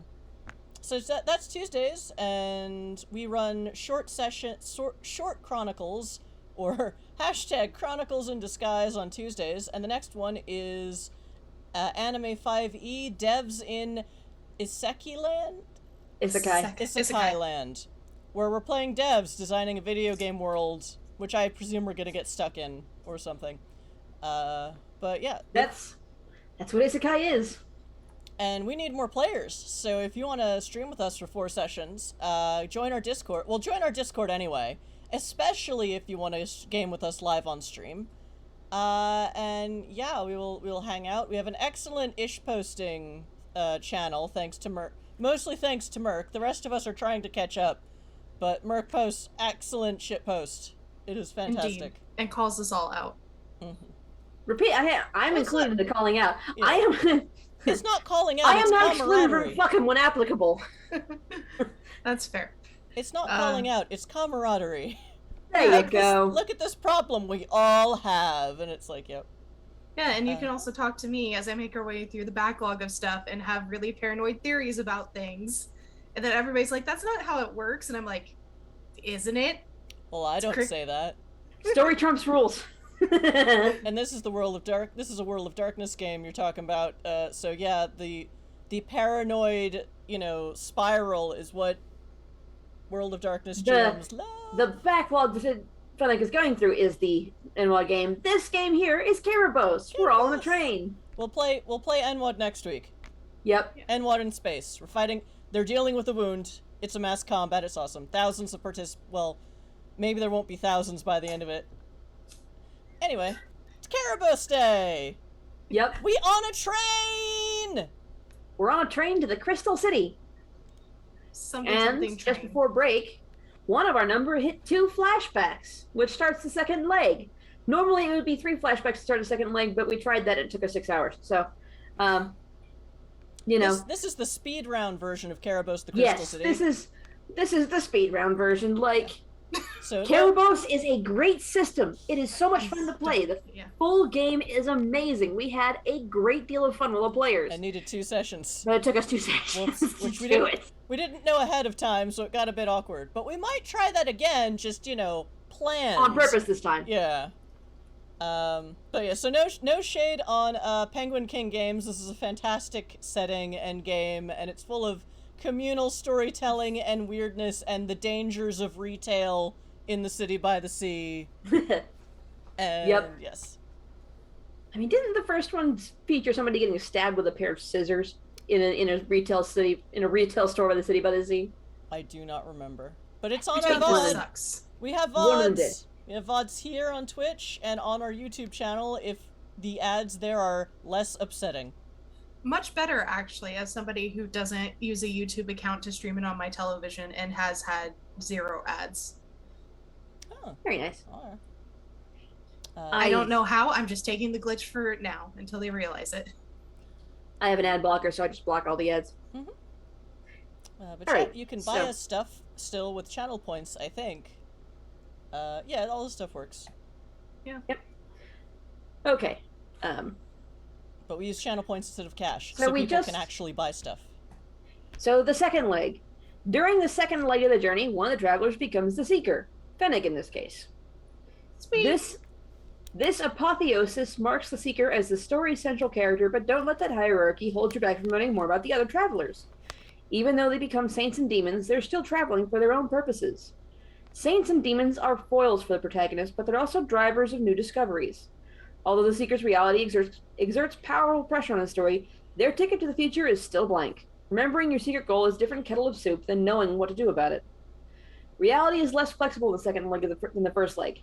Consider the Seeker's secret goals, past actions, and personal aesthetic when describing stops and events. Look for chances to reference characters or situations in the Seeker's past and test their convictions in new and exciting ways. Travelers who enjoy tales of grief and woe are encouraged to use the second leg to twist the knife. Throw the Seeker into doubt as their newly discovered truths erode beneath them. Cozier travels can use the second leg as an opportunity to develop interpersonal bonds. Now that everybody knows a little something about who they are, they can start developing closer relations. The Seeker. The first traveler to experience, open brackets, 2, close brackets, flashbacks, becomes the Seeker. If more than one traveler reaches his lucky number 2 simultaneously, the most indecisive traveler takes the crown. This method may have some inherent flaws, so feel free to roll a d6 to break any ties. The other travelers have been saints and demons all along. Saints aid the Seeker in remaining true to their past. This can lead to trouble. Demons aid the Seeker in leaving the past behind. This can also lead to trouble. The Seeker can look at their secret goal. You know what you were intending to do when you set out, and you know why. Do you still feel that way? If so, swell. You've tested your will under sun and adversity. The path ahead may be physically perilous, but ideologically sound. If Cerebos isn't offering the goods, services, or social climate that you need, you might have to start tempering your expectations. On the other hand, if you're starting to rethink your original goal, breaking away may take a powerful act of will, or friendship. Saints and demons. You will not find fulfillment in Cerebos. Maybe you're not ready to stop running. Maybe the myth you set out to find was just that. Regardless, your original goal just isn't in the cards for now. Doubt gnaws at you. It's even conceivable that you're a metaphysical being intended to influence a decision of cosmic significance. At this point, your purpose, knowingly or not, is to guide the Seeker on their journey. If your assistance twists the scales, there may even be something in it for you. Travelers are free to determine whether they are a saint or demon with the following restrictions. The number of saints and demons is as even as possible, so it's one of us is one, the other one's the other. Travelers who help the Seeker get rid of a touchstone or disposed of more than 2 of their own touchdowns are demons, unless they convince the players otherwise. Travelers who provoked more than one flashback to the Seeker or dealt the Seeker damage are saints, unless they convince the players otherwise. Travelers who enjoy bitter taste are demons, unless provide an alternate reason. Travelers who talk in their sleep are saints, unless they can offer an alternate reason. I think that makes me the saint, because I provoked a flashback in Fennec. Okay, so I'm the demon, so I'm like, screw your quest? No, it's let things go and go forward. Yes, embrace the change. Let go of who you were and become something new. Whereas I'm the saint trying to convince you to hang on, stay true to yourself, and stay true to your goal. Which, by the way, you get to see. Okay. I mean, we all get to see it, but we're not going to find what we're looking for in Cerebos. Aww. Chris and I will not find what we're looking for. You, however, are leaving the city by the sea to try and find the family who lost you. The last you heard, they were in Cerebos. Cool. Chris? Mm-hmm. I'm afraid it's not in Cerebos or on the cards, perhaps, but your goal was to find an overdue library book that was a rare tome of magic. Dang it. What's mine? What was mine? Yours was to find the perfect violin. Well, perhaps the maker I'm looking for isn't in Cerebos anymore. Oh. Or the secondhand shop. Maybe they're just dangerous everywhere. Regardless, what I'm looking for isn't there. Or maybe it's just not perfect for me, what I find there. Or maybe we were both secretly pillars of salt the whole time. Maybe. We'll find out in the end game. So, on the second leg... Nick has no idea what's going on. Something, the friends we made along the way were the pillars of salt? I don't know how that phrase goes anymore. The real pillars of salt were the friends I made along the way. Yes, thank you. Alright, so, on the second leg of this journey, each of us will share a revelation with the Seeker. Give me a second to pull up Revelations. Book of Revelations. No, just kidding. Okay. I'll read that out. Saints and demons can create a new stop or event that isn't on any random table. This is called a revelation. These occurrences reflect the guide's worldview or shed further light on the Seeker's journey. As a result, saints and demons have a lot of influence power over Cerebos itself. Revelations cost momentum. In other words, a revelation gives you a chance to spend all the momentum you picked up earlier in the journey. None of us did. So, demonic revelations. You can do a stop or event. After everyone's had their turn, the train reaches a danger 3 stop. Or you read the signs of a danger 3 event occurs. The rest of this takes momentum, which none of us have. So, Whoops. The things you can do if you have momentum, but we don't have any, are force change. A specific trait doesn't work against the revelation. You can add danger to the revelation. You can add a keepsake to the revelation. Or you can add Saint Bane to the revelation, which exceptional successes rolled against the revelation become just successes. So, a revelation isn't really like a flashback. It's something that's happening now.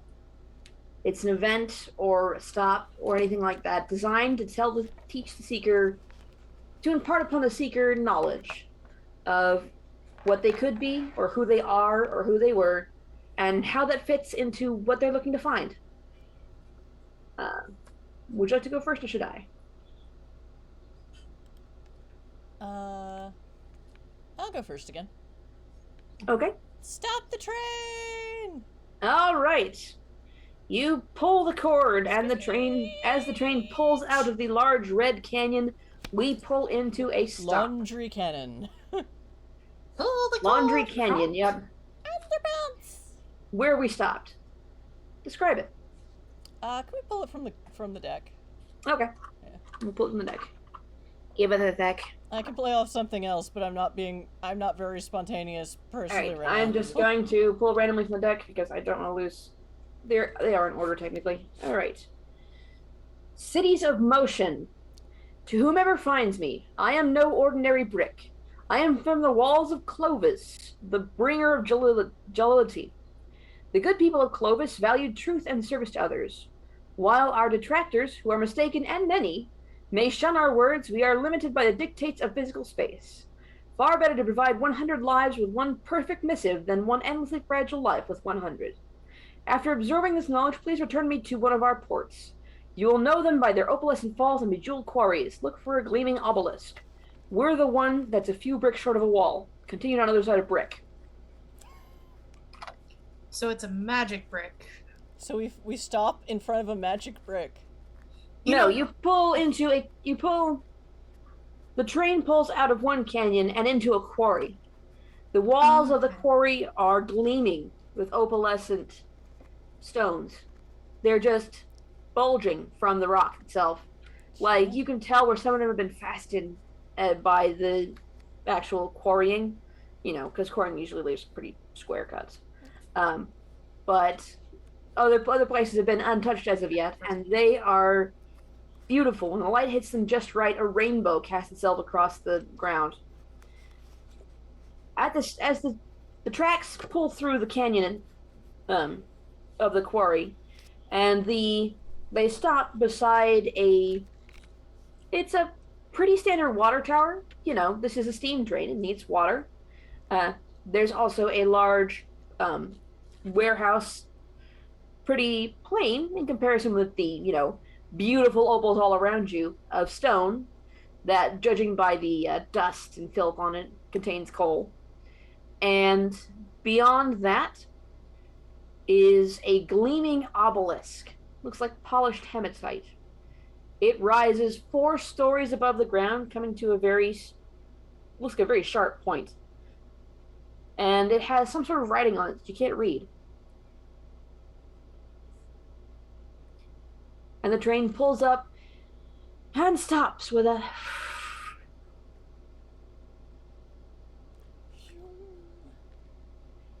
as it lets all the air out of its brakes. Cool. We get off the train? We get off to stretch our legs. Yep. And you can take any stop actions, and the evicted librarian, you will share a scene. Your action for the stop will be to share a scene with the seeker, but the rest of us can take stop actions as we please. Mm-hmm. Okay. Stop actions are rather like train actions, except they're done at stops only. You can interact with the stop. Stop actions 41. You can interact with the stop. You can use a conductor stop power. You can rest. You can release touchdown. Okay. So, I think it might be good to have the scene between you two last. So I will go first, and I will seize opportunity, which interacts with a stop. An opportunity to make a trait check to lower the danger arises. So I will get off the train. You know, I have my flute. I have, you know, there's a little brown leather-bound notebook sticking out of one of my pockets, and then I have this hung over my shoulders. It's a flip folder. It's illegible. You can't read it from here. I'm not sure I can read it from here, but I still have it. You know, it contains music. And I will go out and look up at the obelisk. There's nobody really around, which is strange because there is fuel and water at this depot, but there's no people. There's walls, some of which are missing bricks. And it's strange. The missing bricks are from the middle. You'd expect them to be from the top, but they are perfect brick shapes, just carved out of the wall. And the wall itself doesn't look like brick. Like, it's a smooth surface. You'd expect there to be, you know, poured perhaps or smoothed, but there's a brick missing. No mortar. But I'm going to go over and I'm going to look up at the obelisk and I'm going to try and read it. For good or for ill. Just don't lick it with your brain. I'm not planning on looking at my brain. I'm going to... I mean, you read unreadable text. That is kind of what you're doing. Yeah. You might be changed forever. I might be. And to help me out, I am going to use, like, there is something about knowing things and changing that is, you know, great and terrible in its own way. So I am going to use my trait of a gnawing dread from the little leather-bound notebook. And I gotta look up rolling this because we barely roll traits. Give me a second. Trait checks 48. Something Stranger Things put on the headphones to not be eaten. Okay, yes. When roll 2d6 and control. Okay, so I'm gonna roll 2d6. Ooh, that's not great.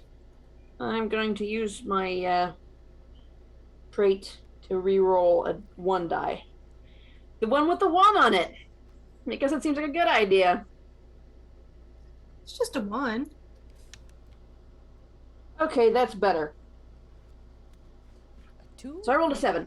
I went from 4 to 7, which is pretty good when it comes to rerolls. And I have used... So, I stop and I stand and I look at this obelisk for a bit. And then I pull out my little brown notebook, which I have put shit on. Hang on a second. My little brown notebook. And I look at the little brown notebook for a while. Like I'm not super willing to open it. But open it I do eventually. And I start writing things down on it from the obelisk. And it starts making more sense. I rolled a 7, which is a partial success. You're making progress, but there are complications. Maybe you're pushing too hard, maybe you're just unlucky. The danger decreases by 1, but there's also a cost. Gain 2 momentum or 1 damage. It's your choice, but you can't choose to gain momentum if the tray is attached. But you can't choose to gain momentum if the tray is attached to a keepsake. Okay. If you've given away the related touchdown, or if you roll without using a trait. GM or your group may decide the narrative consequences, such as losing a fellow traveler's trust, placing damage or momentum gain. So I'm going to put 2 momentum on that little leather notebook that I used. Sure. But this is now a danger 2 stop instead of a danger 3 stop. So we've gone from red to orange. Yeah. Now I just need to get to yellow and green. Alright, bag lady, your turn. Pick a stop action. stop actions. Those are different from the train actions, right? Yes, but not very. Like, you can seize opportunity, which is what I did, which is interact with the stop. Okay. You can rest, which will heal you from damage if you have any, which you don't. Yeah. You can release a touchstone. You can read the stupid book. Give me a second. Releasing touchstones is a good idea. Those. Okay, here we go. They give you bonuses to rolls, right? If you let them go. Letting them go for the Seeker means that you are unloading the baggage of who you were in preparation for who you could become. And you don't have to necessarily, like, leave the touchstone behind or throw it off the train or whatever. You can release the touchstone while the train's moving, or you can do it at a stop. Sometimes it's giving it to another traveler. Sometimes it's giving it to a person, another NPC. Sometimes it's just realizing that you don't need it. And touchstones affect your final roll. Okay, good to know. Thanks, Meta Pigeon. Yep. So you can seize opportunity, interact, seize an opportunity, rest, release touchstone, or use a conductor power. There is one more stop power, but I don't allow it because it's cause trouble, which prolongs the length we have to stay at the stop. Oh, yeah. Which is not super great for when we're on a time crunch. It's great when you have 8 hours to play. Yes. Yeah. So I think she gets off the train.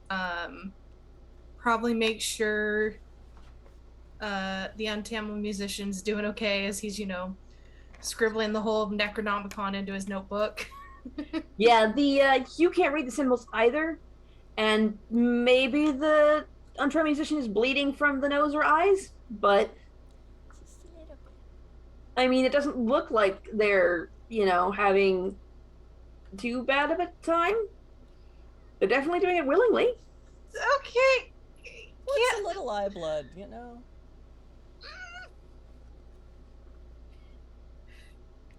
Has thoughts and healer.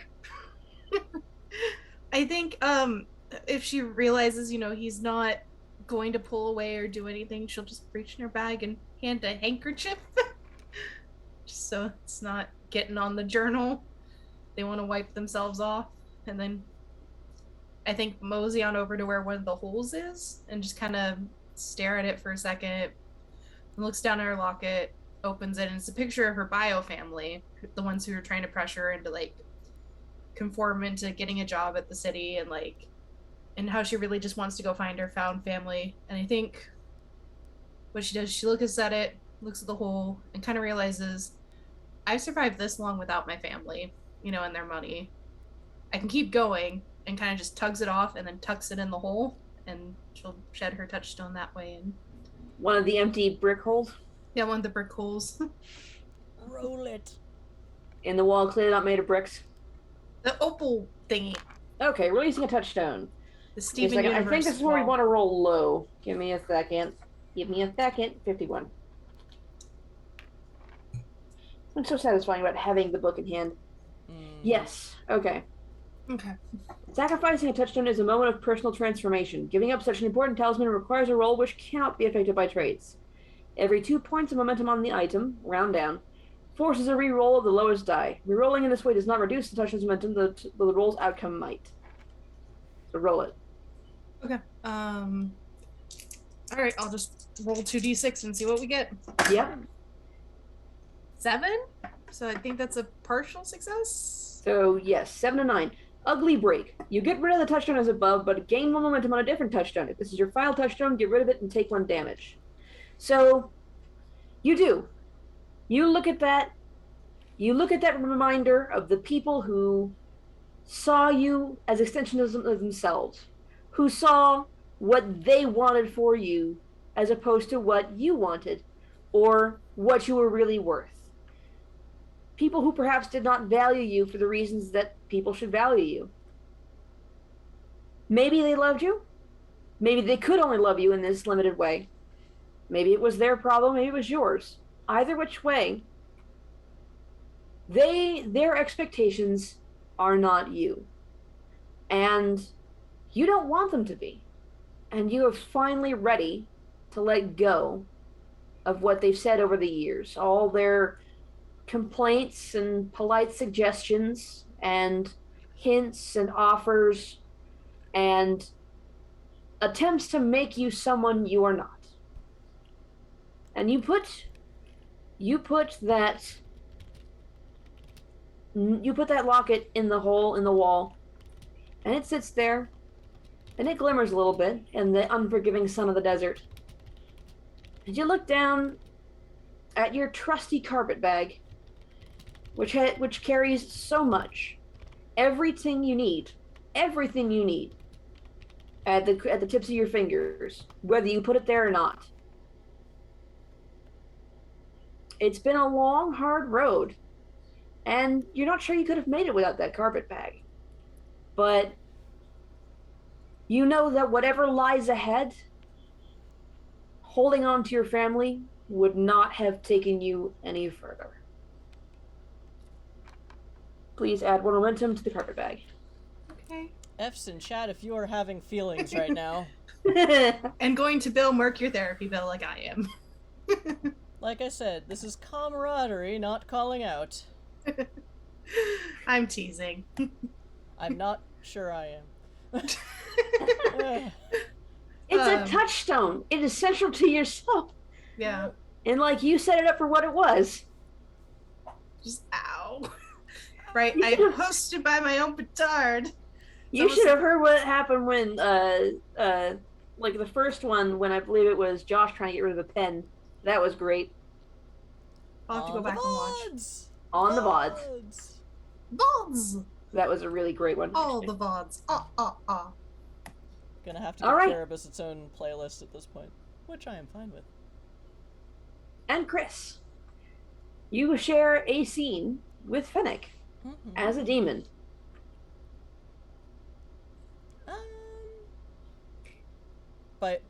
And be demony about it.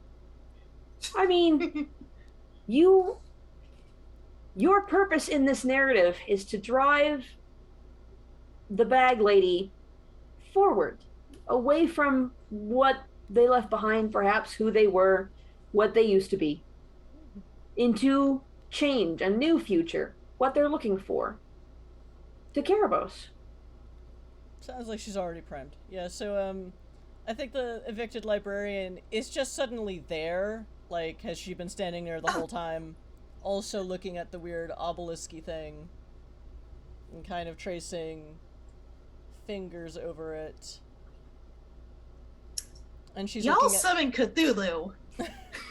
Maybe. Well, if he didn't buy a ticket, he can't get on the train, can he? And I think she's investigating another kind of hole in the side. And she's just like, I wonder what happened to these. Like, was this part of the design? Or did one of them actually just extract itself from this big foreboding structure to go do something better somewhere else? And maybe become something... But I mean, there's a quarry right over there. It might not take much for someone to just come over and chisel a brick out of this.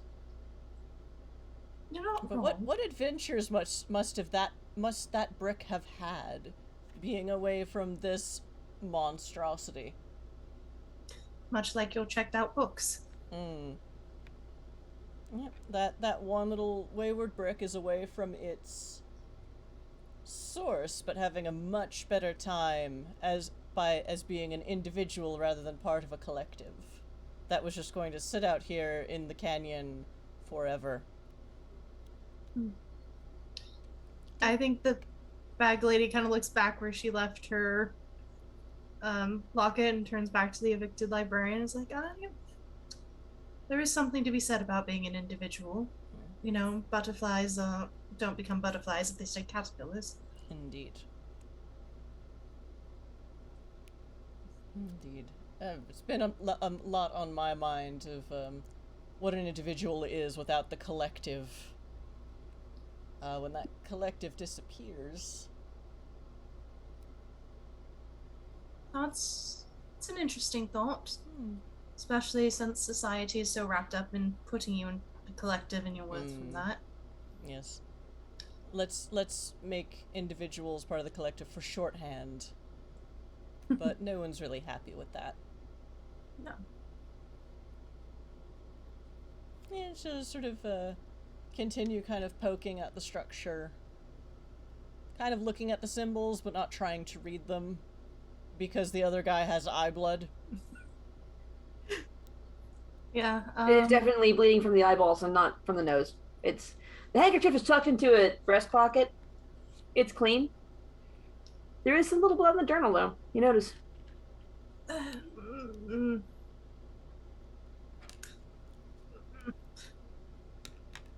Getting off the train can be a little dangerous. I'm seeing that. Or so I've heard, and apparently it's true. Yes, you just end up having conversations to rethink the whole paradigm of the universe. I mean, why take a journey if you're not ready for that? That's what a journey is. It is a new perspective on the universe. A way to move forward without whatever it was the universe put on you in the first place. Yeah, and what I know of the Odyssey as being the most famous journey, I'd agree with you.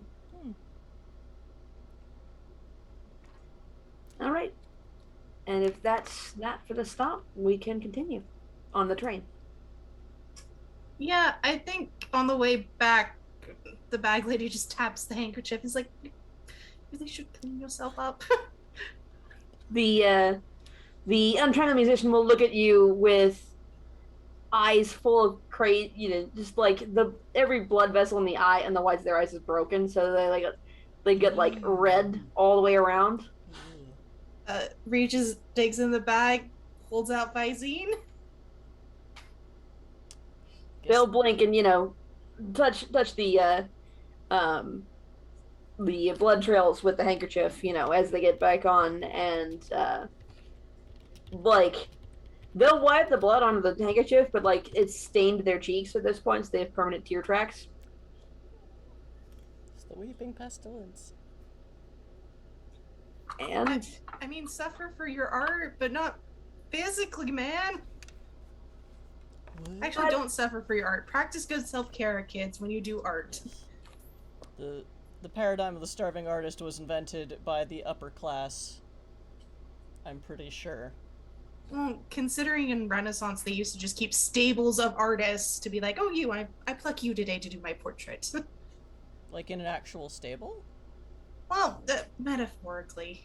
sometimes, I mean, keep them in the garden, in the gardener's hut or whatever. The hermit.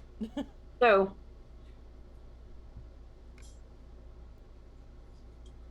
but I learned so much, and the untrained musician will hold out a small but weighty crystal brick. You didn't notice any new holes, but this clearly came from that wall. There's words on it, but you can't read them. They're in the same language as the obelisk. I see. That's... How did you... Kind of just looks between the wall, the brick, and the musician is just like trying to do the math, but it's the math lady meme where it's just like all the symbols floating. The bag lady is not a math queer. There isn't any math for this either, It's just, I interacted with the stop, and the stop was 2 or less danger, so I got a keepsake.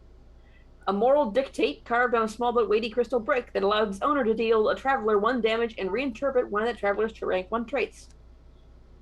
That's not terrifying. Randomly. So, the train, as we get back on the train will start pulling away from the station. And the quarry falls away pretty quickly. Like, it wasn't a very big or long quarry. Perhaps it was big, perhaps it was deep. It's hard to tell without any real points of reference beyond the obelisk. But it doesn't take long before once again the train is racing between endless golden dunes of sand that ripple as you watch as the desert wind blows them over. And it's day. The walls of the quarry were glimmering in the light of the day, throwing rainbow reflections all over the place. But as the train pulls out, the sun sinks slowly towards the horizon. until finally night falls, and with it, a cold edge to desert wind. The desert doesn't hold heat very well, and it's not long before you would honestly you would probably like a coat. Um, it's almost chilly. There's no I have a moisture in the cardigan. air. There's no moisture in the air. There's nothing to hold any heat. Just the endless wind blowing across the dunes as the moon slowly rises. And the musician is standing outside. I'm not sure if either of you are, or if you're perhaps sitting in your comfy coaches and looking out the windows. As it's a falling star. Oh look, there's another. Until soon it's just a rain of stars. You can't look anywhere in the sky, but help to see the streaks of light as they fall towards the ground. Uh, each one a brilliant, shining white. And most of the time you don't see, where the things land. They burn up before they get there. But first there's one tink, and another, and finally a steady hail as the falling stars begin to fall on and around the train. They're little glass-like spheres about that big. They kind of remind you of snowflakes. No two are the same, whether it's the strange designs on the outside or whether or not they're truly spherical, or perhaps they're little stars, little diamonds, little rhombuses, polygons, some kind of multifaceted fractal that you have no words for. But no two are alike, at least not that you found. And they're falling like rain, and yet somehow there's still plenty of stars in the sky. We're under attack. This is the revelation is this event. Okay. A storm of falling stars. So you can each take a train action before I share a scene with that.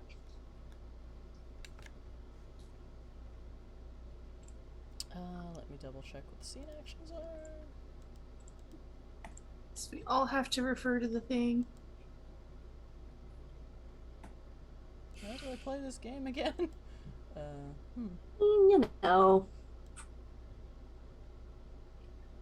Stop the train is off the table because the next stop will be Cerebos.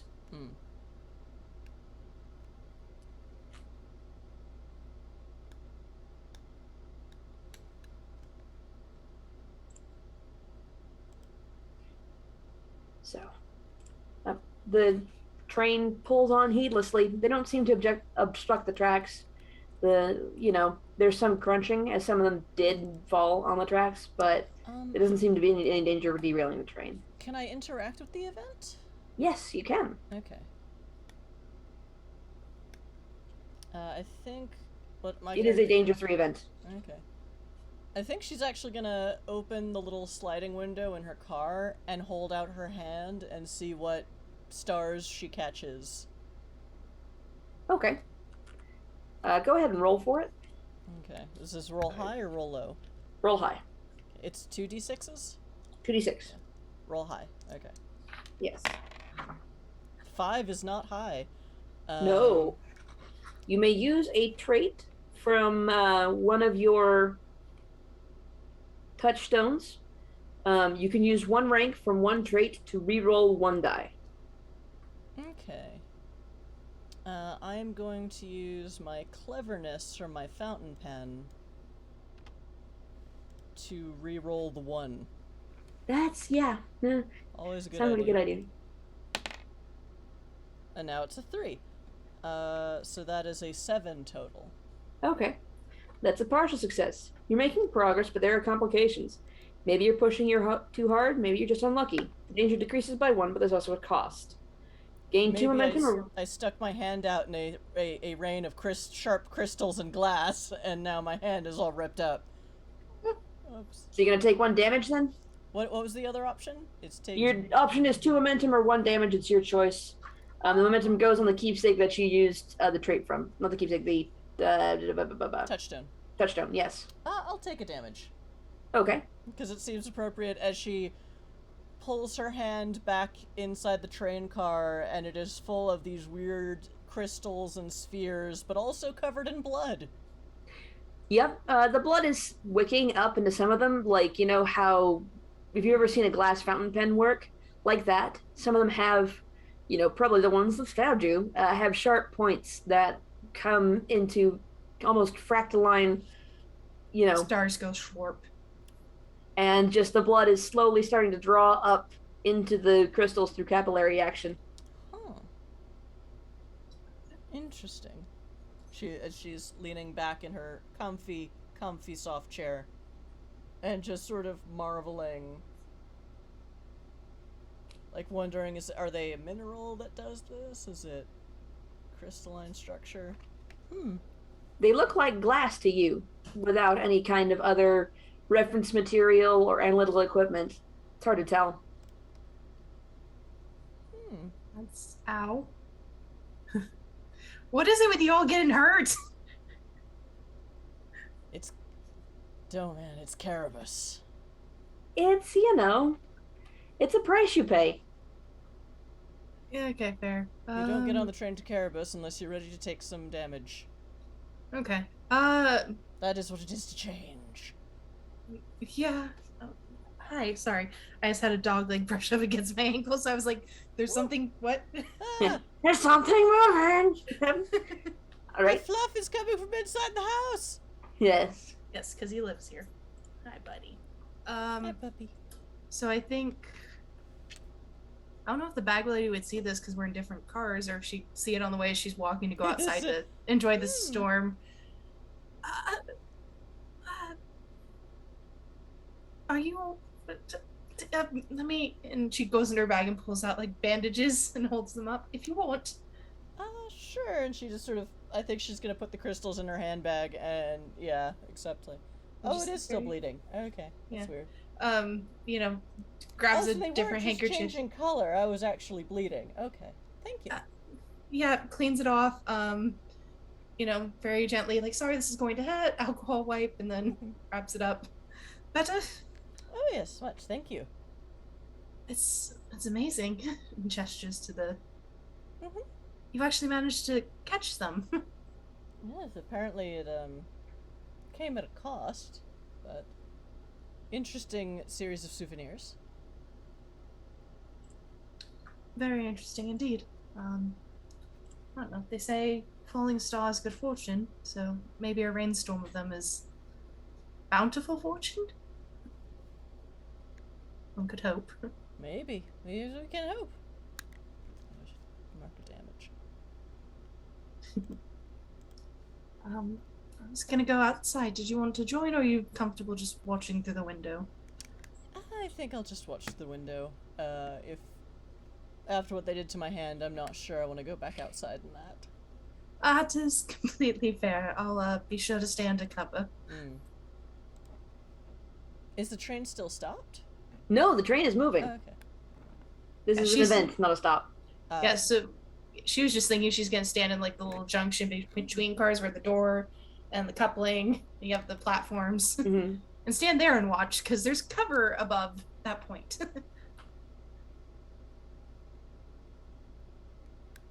So, do you need anything else? Chocolate, tea? Oh no, I'm fine. Thank you. All right, just careful. Do. Are you also going to interact with the stop with the event? Yeah, she was gonna go outside and stand under the roof and just listen and kind of like treat it like a rainstorm and gently, even though she's like, this is probably a very bad idea, put a hand out. All right, so if you're going to interact with the event, make a trait check. Okay. D6, roll high. Roll high. 7, the exact same you got. You can spend 1 rank from 1 trait to re-roll 1 die if you so choose. So how does that work if, because the traits are tied to the touchstones, right? Yes. So if I gave the touchstone away where I'd be like observant, you know, to make sure she doesn't. When you give the touchstone away, reduce all its traits by 1, But those traits are still available because they're stories about you. That's why it's important that the traits involve you and not the touchstone. Okay. So if I reduced it by 1, that brings it to, so I can't reroll with that anyways. Okay. We'll just go You with may almost. also release the touchstone while on the train, I believe. That is a thing you can do. I have the. I'll just do almost always prepared under the bag filled with anything and spend the 1 point there. That was worse. That's a 4. Can I keep the 7 or are we going with the final roll? Let's keep it 7. Okay. So you're making progress, but there are complications. Maybe you're pushing too hard, maybe you're just unlucky. The danger decreases by 1, but there's also a cost. Either take 1 damage or gain 2 momentum.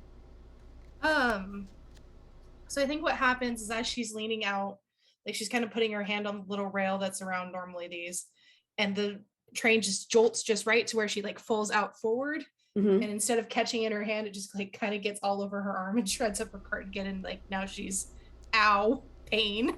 So she's taking 1 damage? Yeah, taking 1 damage. Okay. And it's like, be aware that if you take 4 damage, I did. Basically, it depends. It depends on, you might not be dead, but you are certainly in no shape to get to Cerebos. The seeker ship passes to somebody else if it's the second leg, or in the first leg, you cannot become the seeker if you have 4 damage. Makes sense. Okay, so you stumbled, but then an arm caught you around the middle and kept you from, falling out of the train entirely. Oof. And the musician is there.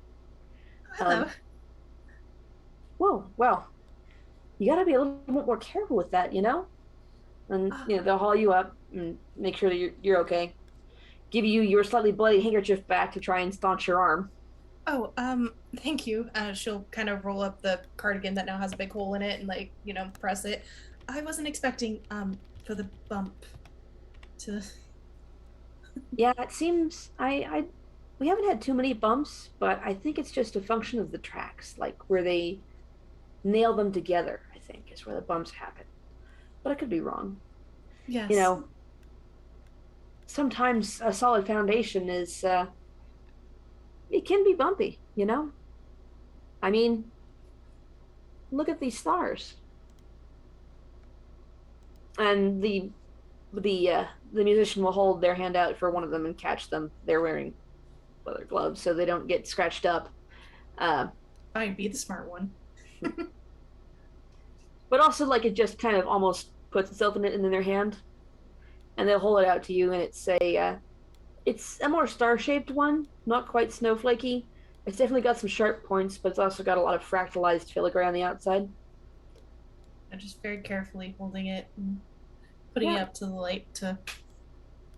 The stars have been in the sky for a very long time, part of the firmament. And they're still up there. I don't know why some of them are coming down, but it's all something it's where they came from. They were there for thousands of years. Maybe it wasn't the right place for them anymore, but they still remember it.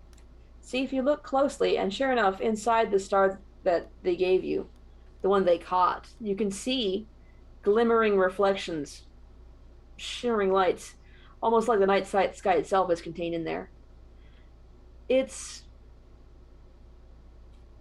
Sometimes the past is dangerous, and then sometimes the past is just average, but it's where they came from, and they remember it. And it makes them what they are. However dangerous and ugly it was.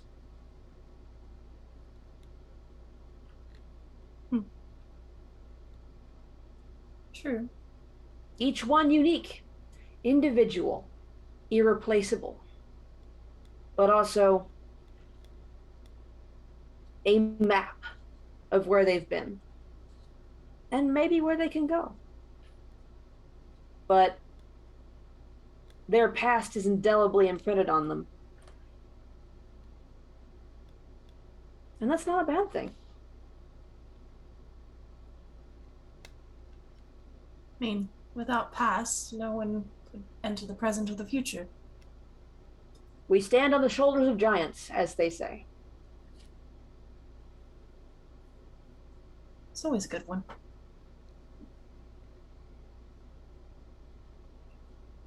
And I guess we'll see where it goes when we get there. Whatever so. we left behind. I think she goes to reach up for where the locket was and then realizes it's gone. It's like, yes, things gone. Maybe. And letting go can be hard, but I mean, if you've ever made anything with a mold, getting it to let go can be hard, but the new thing is made of where it was, and that foundation makes it what it is. And maybe that's a good thing, and maybe it comes out kind of ugly. As a friend who did resin casting once told me, the first model isn't always perfect. And yet, there's only one mold. And the night passes. The rain eventually stops. And there, glittering on the horizon, is Cerebos. Describe it, please, Fennec. So I think the name Crystal City is kind of a misnomer in a lot of ways, because what you think is crystal is just this very finely polished glass to where it almost looks crystalline on all these buildings, and it catches the light and it reflects it off and gives it almost the, like, if you have a quartz crystal or something, it does the refractals and things like that in the sunlight as it wakes up. And it's a bunch of different, the buildings are all different heights and different shapes and everything, but it almost looks like something out of a fairy tale. Like, you come to the edge of the woods and there you see the Fey Palace or something, and it's a little unworldly, but yet at the same time, as you ride the train in, you can kind of start to see, oh, there's actually people opening up shops and going through town and everything. So it's mystical, yes, but it's not without its people and life. Are the streets paved? Cobbled? I would say paved. Seems like a modern how do you do city. Okay. All right. So we are, and I just lost my my finger this entire time, and then I lost it. Hang on a second. We are in the end game. We have reached Cerebos. Woo. I have flipped past it. Hang on. This is the end game, Tony. Oh no. End game.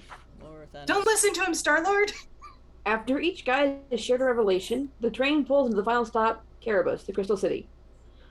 Cerebos is a danger to stop. Its keepsake is the memories you made along the way.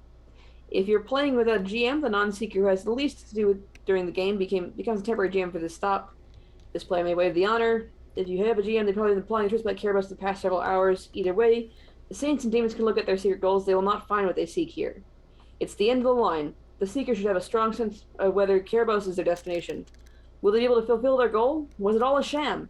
Regardless, as soon as the final round of stop actions is complete, which we're going to waive because we have like 5-10 minutes left, the seeker must make a momentous choice. Will they accomplish their goal in Cerebos and attain their heart's desire?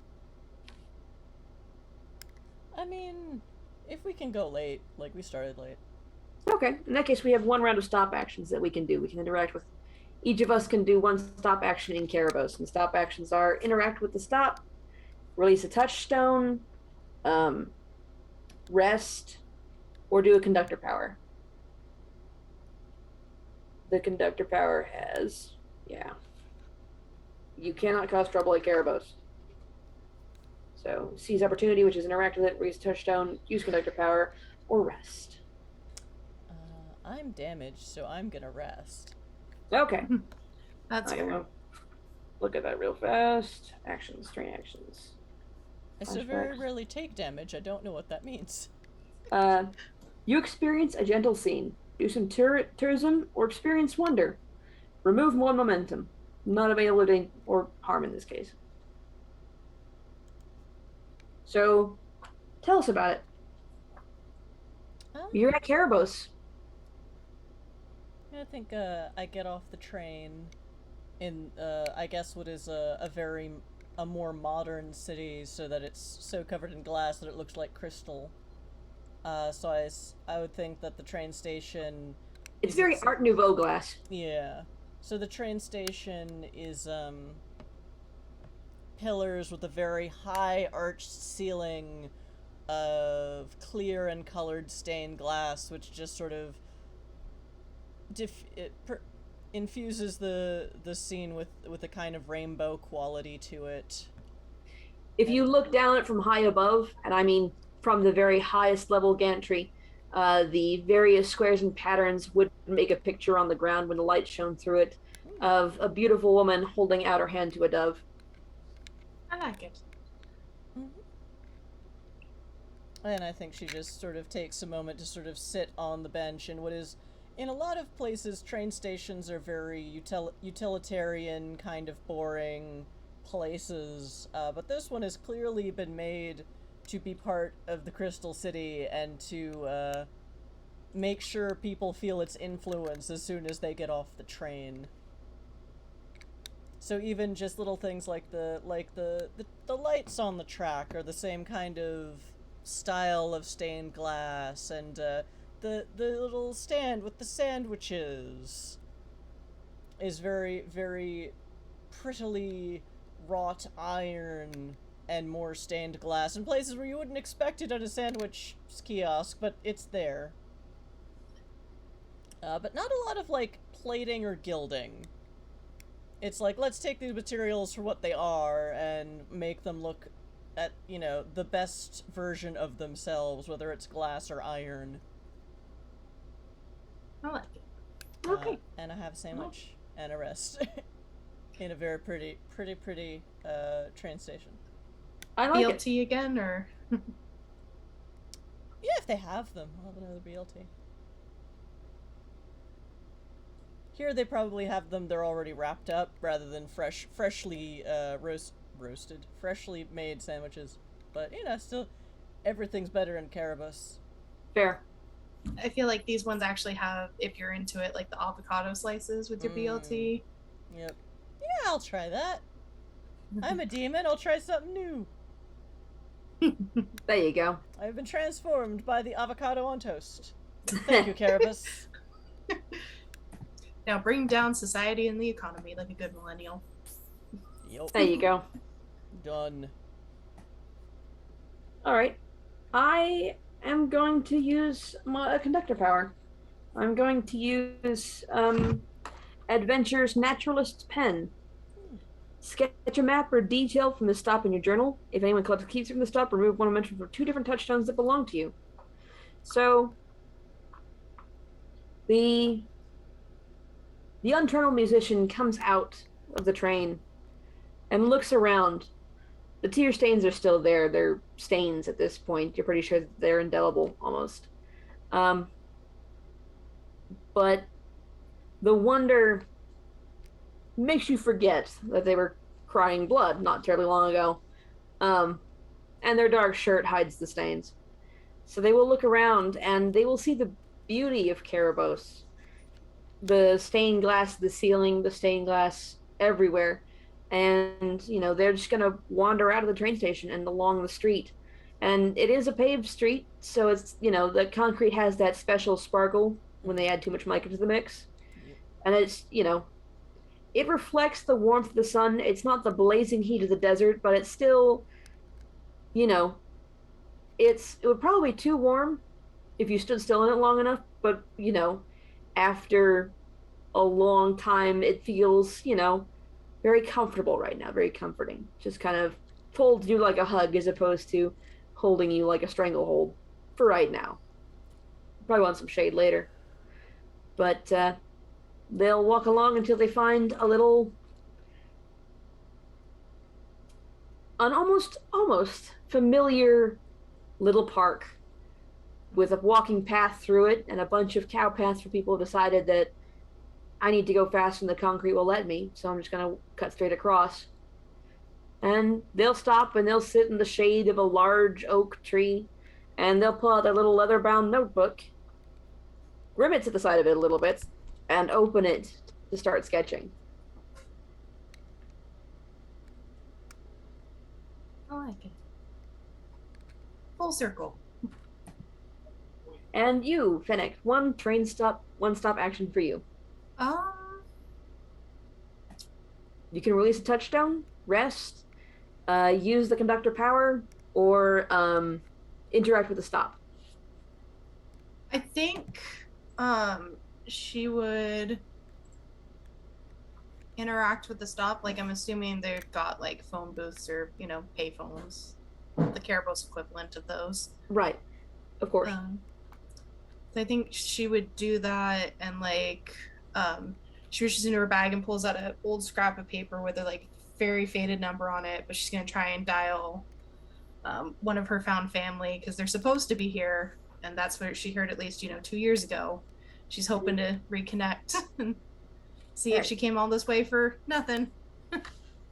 All right, so roll it. 2d6, try and roll high. 6. Partial success. Okay. Making progress, but there are complications. Maybe you take damage, maybe you just gain some momentum. Reroll?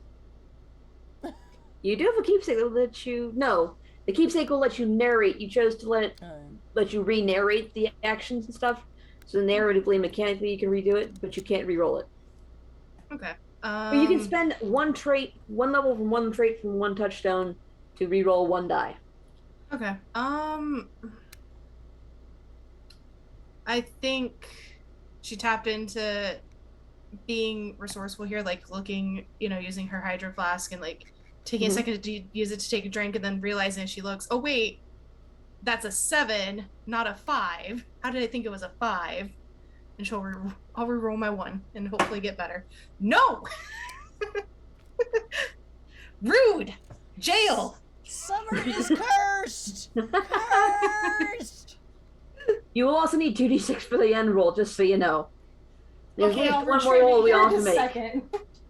No, I'll just use a Google Dice roller at this point. You can also just go over there. Okay. So yes, partial success. Gain 2 momentum or 1 damage. It's your choice. Momentum is narrative significance. I think I'll just go with 2 momentum. That's fine. All right, it goes on the touchdown that you use the trait from. Okay. Perfect. Okay. So I think she gets a hold of her friend and is like, "Hi, I'm in town." Right. There we go. "Hi, I'm in town. Finally got to Cerebos, like I've been promising." It's good to hear from you. I'm pleased to hear that you are in town. I didn't think you could make it. Circumstances changed. Had to get out of the city by the sea. Well, where are you? I will come and find you. The train station, actually. Stay there and don't move. I will be there with everyone. I look forward to it. All right. Click. And now we come to the end game roll. Yay! So, Saints and Demons will roll first. So, Saints and Demons, you guided the Seeker to the Crystal City, but what of your own story? Will it continue? It depends on the lessons you've learned and the influence you've had on the Seeker. First, the Seeker decides which argument is the most persuasive, the Saint's path of steadfast stability, or the Demon's uncertainty and change. Each traveler who argued the Seeker's final choice receives a +1 bonus to their epilogue roll. So,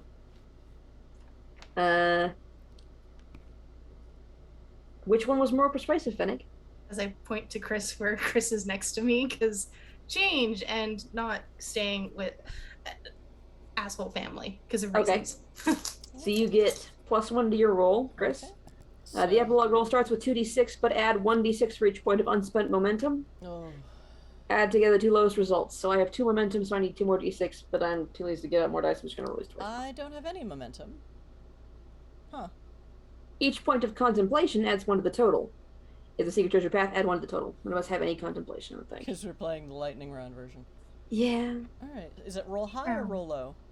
We want to roll high in this one. Okay. So I roll 2d6 plus 1. Yes.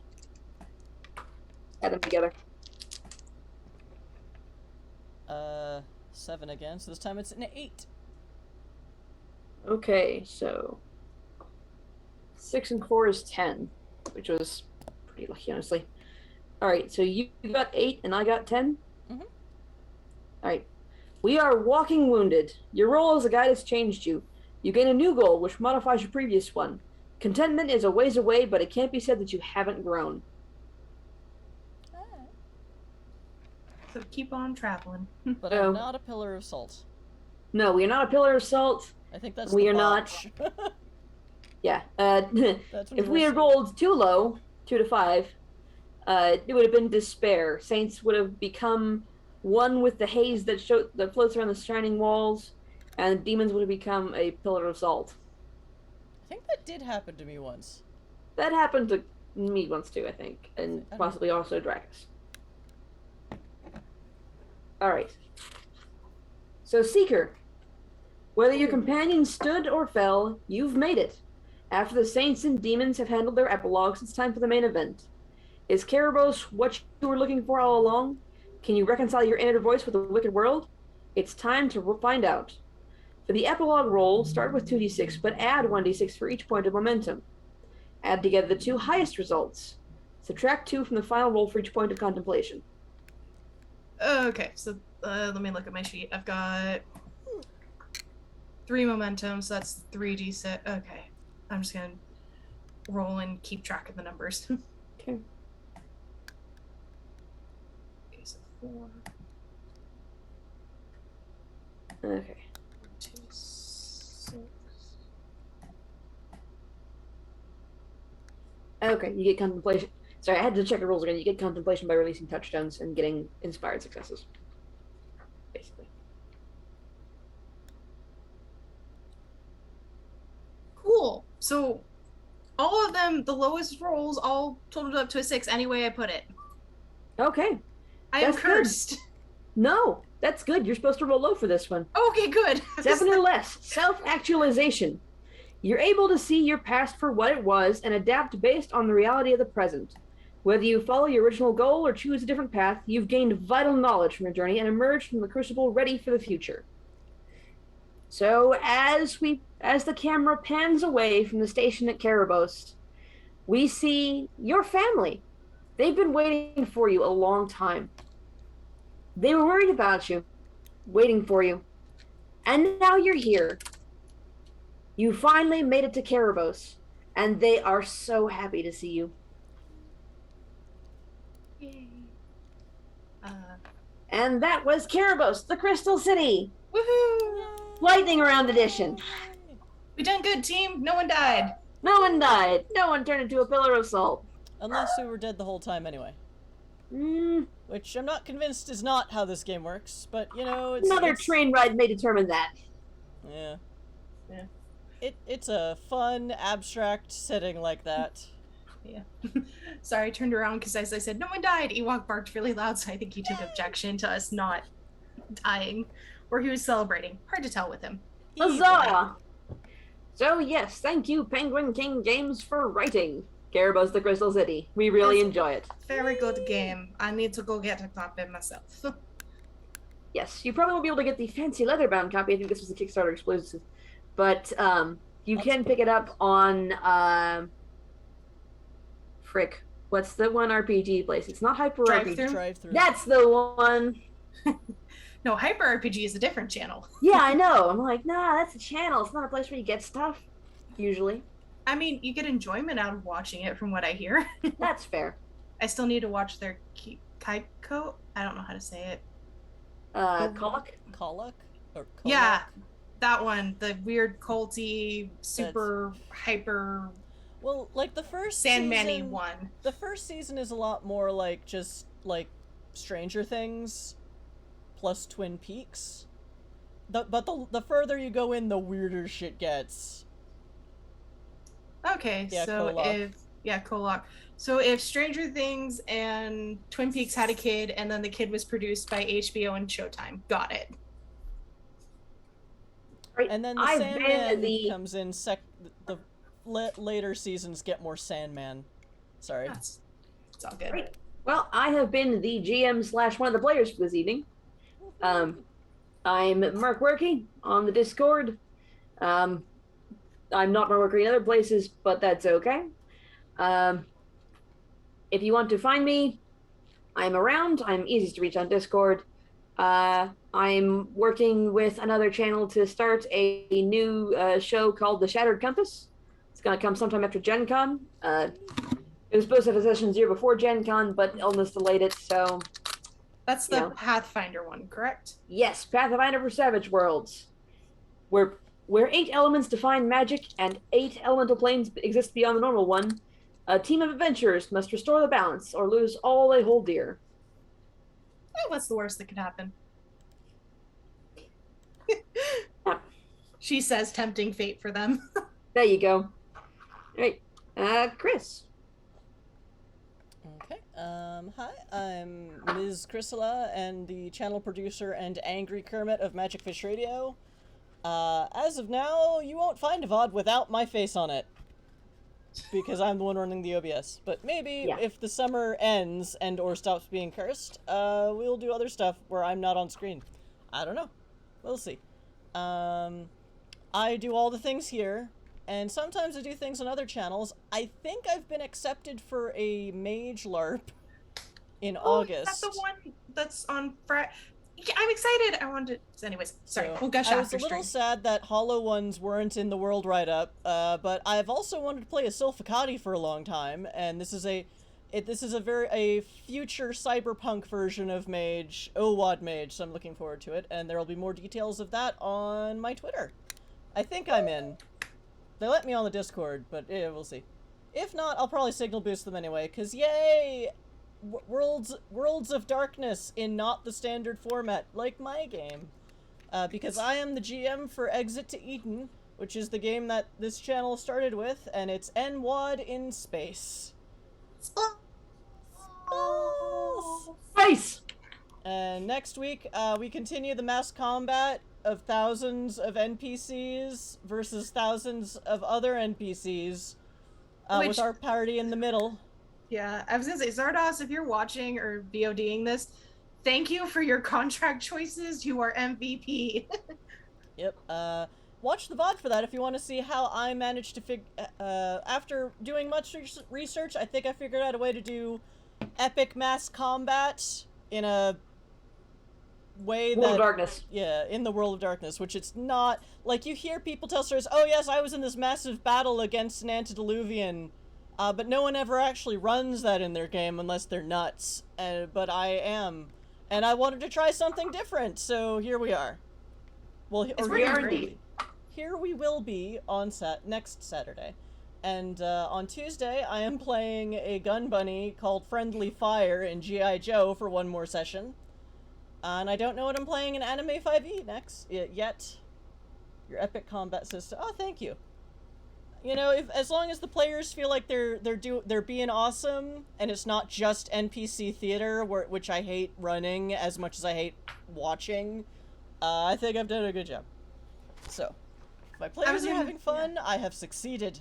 And they had fun last week, so we'll see if they're still having fun when there's like 7 of them next week.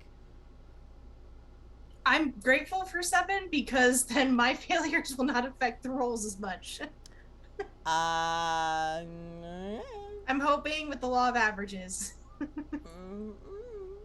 Thanks. We'll see how that works. We shall see.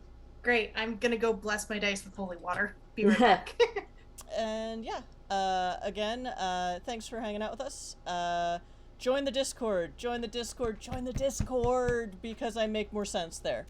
And also, you know, we're open to guest GMs and new players, so join our Discord and look at the casting call channel, where we have a form you can fill out to apply to stream with us on Saturdays or Tuesdays or both.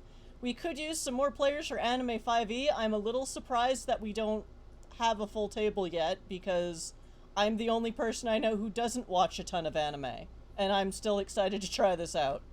I just don't like 5e. That's fair. I was gonna, and yeah, and then, yeah. Cursed. But yeah, so yeah, follow me on the social medias there. and I'm gonna keep looking for someone to raid. Fennec. Cool. Talk about what's stuff. up? Right, talking about stuff. So the weather was really nice today here. Anyway, no, that's not what you want to hear. I'm Fennec. You can find me on pretty much everything at the Fennec Wolf. I do tabletop stuff here with Magic Fish Radio, Nerdsmith, pseudonym social stuff is coming soon. I'm trying to produce more of my own stuff. It's just curveball stuff, but I'm figuring it out. I've got a list. Got a list. If I have a list, I can make a plan. Got about 12% of a plan. It's better than 11%.